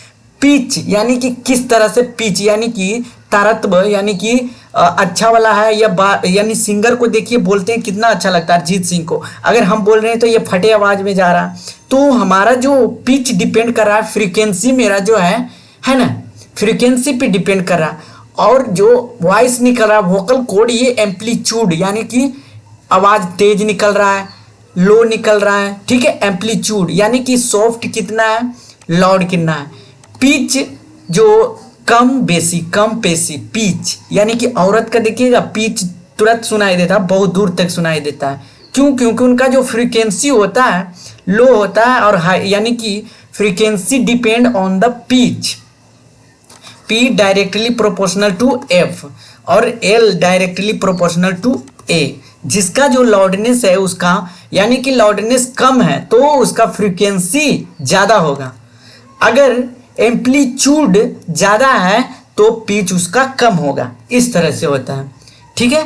तो पिच किस पे डिपेंड करता है, फ्रीक्वेंसी पे, PF, इस तरह से शॉर्टकट याद रखिएगा, PF, पिच फ्रीक्वेंसी पे, लाउडनेस एम्पलीट्यूड पे। चलिए इसी पर था, एक सवाल था, है ना, ये सवाल था। तो ये सवाल जो क्या कर रहा है, loudness of sound depend on the frequency, यानी कि एल ए पे हमने बताया था, पी एफ पे। तो देखिए एल डिपेंड्स ऑन एफ, ये तो गलत बोल रहा है, ठीक है, शॉर्ट ट्रिक से हमने बता दिया, ये इस तरह से होता है। यदि आपको बोल दिया जाए, ठीक है, यानी कि pitch properties of sound L A P F, बस शॉर्ट ट्रिक याद रखिएगा और बन जाएगा। हमने ऐसे ही याद रखा था और बन गया था एग्जाम में, ठीक है, तो आप भी कर लोगे। तो ये जो आंसर हमारा कथन सत्य भी हो सकता है, पर रिफ्लेक्टेड हमने दिखाया होता है, ये तो होगा नहीं, तो आंसर कौन सा बन गया, हाँ चलिए 43, यानी ये अंक पे मत जाइए, जो है ना हमने सवाल उठाया है यानी प्रीवियस ईयर से, तो सेट बाय सेट तो रहता नहीं है, 43 यहाँ अगला 63 में दे दिया, इस तरह से रहता है। ठीक है, तो यहाँ पे हमने स्क्रीनशॉट लेके क्वेश्चन चिपकाया। ठीक है, चलिए निम्नलिखित कथन गलत पूछ रहा है ना। तो sound can travel through vacuum, क्या, अच्छा हमने क्या बताया था, शुरू में ही बताया था कि निर्वात में गमन नहीं करता है sound. Sound can not B moves in vacuum. ठीक है, इस तरह से बताया था। थोड़ा माफ कर देना, गलती हो जाए एक्टिंग तो। चलिए ये गलत, अच्छा यही पूछ रहा था, यही हमारा आंसर हो जाएगा भाई। चलिए कंपन, ये तो कंपन होके आवृत्ति उच्च होता है। चलिए ये भी सही है। ऑल वाइब्रेशन मोशन ऑसिलेशन, यानी कि सभी कंपन गतियां दोलन होती है। अच्छा ये दोलन कर रहा है, इसमें कंपन तो हो रहा है ना, ये दोलन कर रहा है, इसमें कंपन हो रहा है। अच्छा एक चीज और देखिए, ये देखिए, ठीक है, दोलन हो रहा है तो कंपन हो रहा है। ऐसे याद रखिए माइंड में कैलकुलेट करके। ठीक है, बांसुरी में ध्वनि वायु स्तंभ के कंपन द्वारा, हाँ वाइब्रेट, जो ऐसे फ्लूट बजाते हो उसमें छेद छेद रहता है, ये यहाँ से सांस भरते हो वाइब्रेट होता है फिर निकलता है। तो आंसर कौन सा हो जाएगा हमारा, ऑप्शन ए हो जाएगा। चलिए निम्न 4 माध्यमों को निरूपित करते हैं। हा, ये तो चटनी है, शुरू में ही बताया था। मीडियम कौन कौन होता है, एयर, वाटर और लोहे की छड़, कोई भी सब्जेक्ट। चलिए 1 2 3 पास, ये नहीं होगा। हमारा आंसर कौन सा हो जाएगा, गति अधिक न्यूनतम और अधिकतम होगी। न्यूनतम होगी वैक्यूम में, हाँ, और अधिकतम किस में होगा, लोहे की छड़ में। 4 3 3 4, ठीक है, क्रमशः पूछा है ना, तो वैक्यूम में तो होगा ही नहीं। ठीक है, वैक्यूम में तो होगा ही नहीं, न्यूनतम भी नहीं होगा, कुछ नहीं होगा वैक्यूम में। तो किस तरह से होगा sir, solid, liquid, gas. Solid वाला है जो छड़ वाला होगा, यानी कि 3 वाला पहले होगा। क्रमशः बोल रहा है यहाँ पे, ध्यान रखना, यानी कि जो जैसे पूछा गया न्यूनतम पूछा गया है, तो न्यूनतम 3 भी नहीं होगा। न्यूनतम गैस पूछ रहा है एयर, यानी कि 1 हो जाएगा। फिर बोल रहा है अधिकतम किस में होगा, 3 में, तो यानी कि 1 3, ऑप्शन सी हो जाएगा। यहाँ ये फंसने वाला सवाल था। अगर आपने वैक्यूम किया 4, आंसर तुरंत देखें, 4 कौन है, ए में देखें और डी में देखें और तुरंत कर दिए, यानी कि आयरन की छड़। 3 तो होगा ही नहीं, न्यूनतम तो 3 के छड़ में ज्यादा होता है ना, अधिकतम होता है। ठीक है, आई बात समझ में। इस तरह से कैलकुलेट सोल्व करना है पेपर को। चलिए ये क्या कह रहा है, यदि एक सरल लोलक की आवृत्ति 2 हर्ट्ज हो तो 16 सेकंड में कितने दोलन पूरे करेंगे। तो P बराबर क्या होता है, 1/f। ठीक है, तो क्या क्या दिया है, फ्रीक्वेंसी दिया गया है 2 हर्ट्ज, टाइम भी दिया है ना। चलिए कोई बात नहीं, P directly proportional to T होता है, ये भी होता है फ्रीक्वेंसी। तो इसमें हो जाएगा P, किधर गए हो, P इंटू टी हो जाएगा, P इंटू टी। फिर F, ये जो टाइम होता है एक फॉर्मूला होता है, फॉर्मूला पहले देख लीजिए। ठीक है, ये होता है फ्रीक्वेंसी बराबर number of oscillation, number of oscillation बटा टी होता है। ठीक है, तो नंबर ऑफ ऑसिलेशन पूछा है ना, ठीक है, दोलनीय गति पूछा है, तो एफ फ्रीक्वेंसी कितना है 2, टाइम कितना दिया है 16, तो कितना आ जाएगा 16 दूनी 32। आंसर कितना आ गया, 16 दूनी 32। इस तरह से बनाना था आंसर। अगला सवाल क्या करा है, अगला सवाल देखिए, निम्नलिखित में से सही कथन, यानी कि करेक्ट स्टेटमेंट पूछा। सारा सवाल स्टेटमेंट पे रहेगा, इसलिए आप लोग जो है थ्योरी और उसका जो है कंसेप्ट याद रखिएगा। ठीक है, तो निम्नलिखित में से सही कथन, sound can not travel through vacuum, सही है। क्यों, वैक्यूम में जो है ट्रेवल नहीं करता, ये हमने देख रखा है। रेड पेन ले लेता हूँ, रेड पेन किधर गई हो। ठीक है, वैक्यूम में जो है ट्रेवल नहीं करेगा, ये तो सही है पहला statement. Pitch of sound is determined by its amplitude, क्या हमने बताया था, LA एंड PF। ठीक है, यानी कि पिच जो है फ्रीक्वेंसी पे, ठीक है, ये जो आवाज है एम्पलीट्यूड किस पे डिपेंड करेगा, लाउडनेस पे। ठीक है, और फ्रीक्वेंसी पिच पे, तारतम्य पे। ठीक है, तो ये तारतम्य उसके आयाम द्वारा निर्धारित होता है। Pitch of sound is determined by, यहाँ पे क्या होना चाहिए, फ्रीक्वेंसी, तब ये सही हो जाता। ठीक है, the lower of frequency of the vibration, यानी कि कंपन की आवृत्ति निम्न है तो तारत्व उच्च होता है। अच्छा, ये तो इनडायरेक्टली प्रोपोर्शनल हो गया ना, P indirectly proportional to F, ऐसा नहीं है P directly proportional to F, हमने बताया P directly proportional to F, यानी फ्रीक्वेंसी बढ़ेगा तो पिच बढ़ेगा, फ्रीक्वेंसी घटेगा तो पिच घटेगा, तारत्व घटेगा तो आवृत्ति भी घटेगा, है ना, आवृत्ति बढ़ेगा तो तारत्व भी बढ़ेगा। ठीक है, इस तरह से बताया था। तो ये तो गलत है, स्टेटमेंट गलत दिया। चलिए, ध्वनि की प्रबलता यानी कि loudness of sound is determined by the frequency, नहीं, जो प्रबलता हमने बताया यानी कि लाउडनेस, ये जो होता है किस पे, एम्पलीट्यूड, आयाम पे डिपेंड करता है, ना कि फ्रीक्वेंसी पे। ये भी स्टेटमेंट हमारा क्या हो गया, गलत हो गया। देख रहे हैं एक कंसेप्ट पे कितना सवाल बन रहा, इसलिए जो है आप लोग पूरा याद रखिएगा थ्योरी।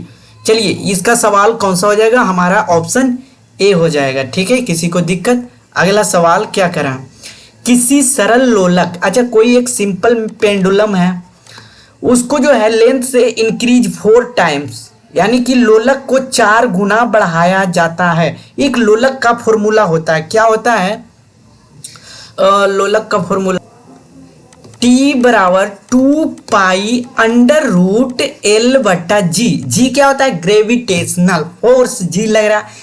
L क्या होता है, लाउडनेस। ठीक है, T 2 पाई। अच्छा, इसमें क्या क्या है, उसकी लंबाई चौगुनी हो जाती है, तो किस पे, एक सरल लोलक की आवर्तकाल पर उसकी लंबाई चौगुनी कर देने पर क्या प्रभाव पड़ेगा, तो ये क्या हो जाएगा, बिकम्स दुगना, 4 गुना, तो ये तो दुगना होगा ना, अंडर रूट अगर 4 को 4 गुना करते हैं तो ये निकल के क्या होता है, दो दूनी 4, ये तो पहले से 2 मल्टीप्लाई, यानी कि 2 गुना ट्विस्ट हो जाएगा, क्या हो जाएगा, दुगना हो जाएगा। तो इसका आंसर क्या हो जाएगा, बिकम्स 2 टाइम्स। अच्छा, ये तो कांस्टेंट है ना, ये पहले था, पहले भी है, अगर 2 को मल्टीप्लाई कर रहे हो किस खुशी में कर रहे हो। ठीक है, तो ये 2 है, हाँ ठीक है। चलिए, अगला सवाल क्या करा है, पेंडुलम फिर से दे आ गया, 3 सेकेंड टाइम दिया है, 3 सेकेंड, दोलन की गति। अच्छा, हमने क्या बताया था, आवर्तकाल फ्रीक्वेंसी बराबर नंबर ऑफ ऑसिलेशन बटा टाइम, तो नंबर ऑफ ऑसिलेशन इसमें दिया है 30। ठीक है, ठीक है, नंबर ऑफ ऑसिलेशन फ्रीक्वेंसी पूछा है, तो फ्रीक्वेंसी बराबर ए नंबर ऑफ ऑसिलेशन 30, 3 बटा, हाँ 30, यानी कि फ्रीक्वेंसी कितना आएगा, 10 हट जाएगा। हर्ट्ज क्यों लिखते हैं, इसका यूनिट होता है फ्रीक्वेंसी का, तो 10 हर्ट्ज वाला जो है पहले ऑप्शन छाट लेते हैं। ठीक है, ये फ्रीक्वेंसी 3 हर्ट्ज गलत, फ्रीक्वेंसी गलत गलत, एक ही गो आंसर है, ये था। अच्छा, इसका जो आवर्तकाल होगा यानी कि 1/10 कर दीजिएगा। ठीक है, फिर 1/f होता है, तो आवर्तकाल इसका 0.01 सेकेंड हो जाएगा। ठीक है, ये आ गया, यानी कि सेकेंड में, हर्ट्ज में भी आ गया, सबको क्लियर हो गया। चलिए, अगला सवाल ये रहा आपके स्क्रीन पे, निम्नलिखित में से किन परिस्थिति में वायु ध्वनि की चाल अधिकतम होगी, सॉलिड लिक्विड गैस, ये तो आप लोग याद रखिएगा। अच्छा, ये टेम्परेचर पे दिया है ना, तो एक और याद रखिएगा, जितना घना होगा शुष्क होगा उसमें ज्यादा आवाज, देखते हैं कोहरा में ठंड में आवाज ज्यादा अथी सुनाई पड़ता है, एज्जे रहेंगे और तुरंत इतनी दूर भी है तुरंत बोला सुन जाएगा। ठीक है, तो ये क्या होता है, तापमान ज्यादा होना, moist air at 40 degree Celsius, आर्द्र होना चाहिए ज्यादा, इन मॉइस्ट 40 डिग्री सेल्सियस पे जो है चाल जो है क्या, ध्वनि की चाल अधिकतम होगी। अच्छा, कोई बात बताओ, टेम्परेचर पे डिपेंड करेगा साउंड जो क्या डिपेंड करेगा टेम्परेचर पे, आप जो है HW में करके आइएगा। ठीक है, क्या टेम्परेचर, अच्छा 20 मिनट से ज़्यादा हो गया इसलिए, नहीं तो हम करा के जाते। ठीक है, 22 मिनट हो गया और आप लोग गाली भी देने लग जाओगे। तो मिलते हैं नेक्स्ट वीडियो में, वीडियो देखने के लिए धन्यवाद।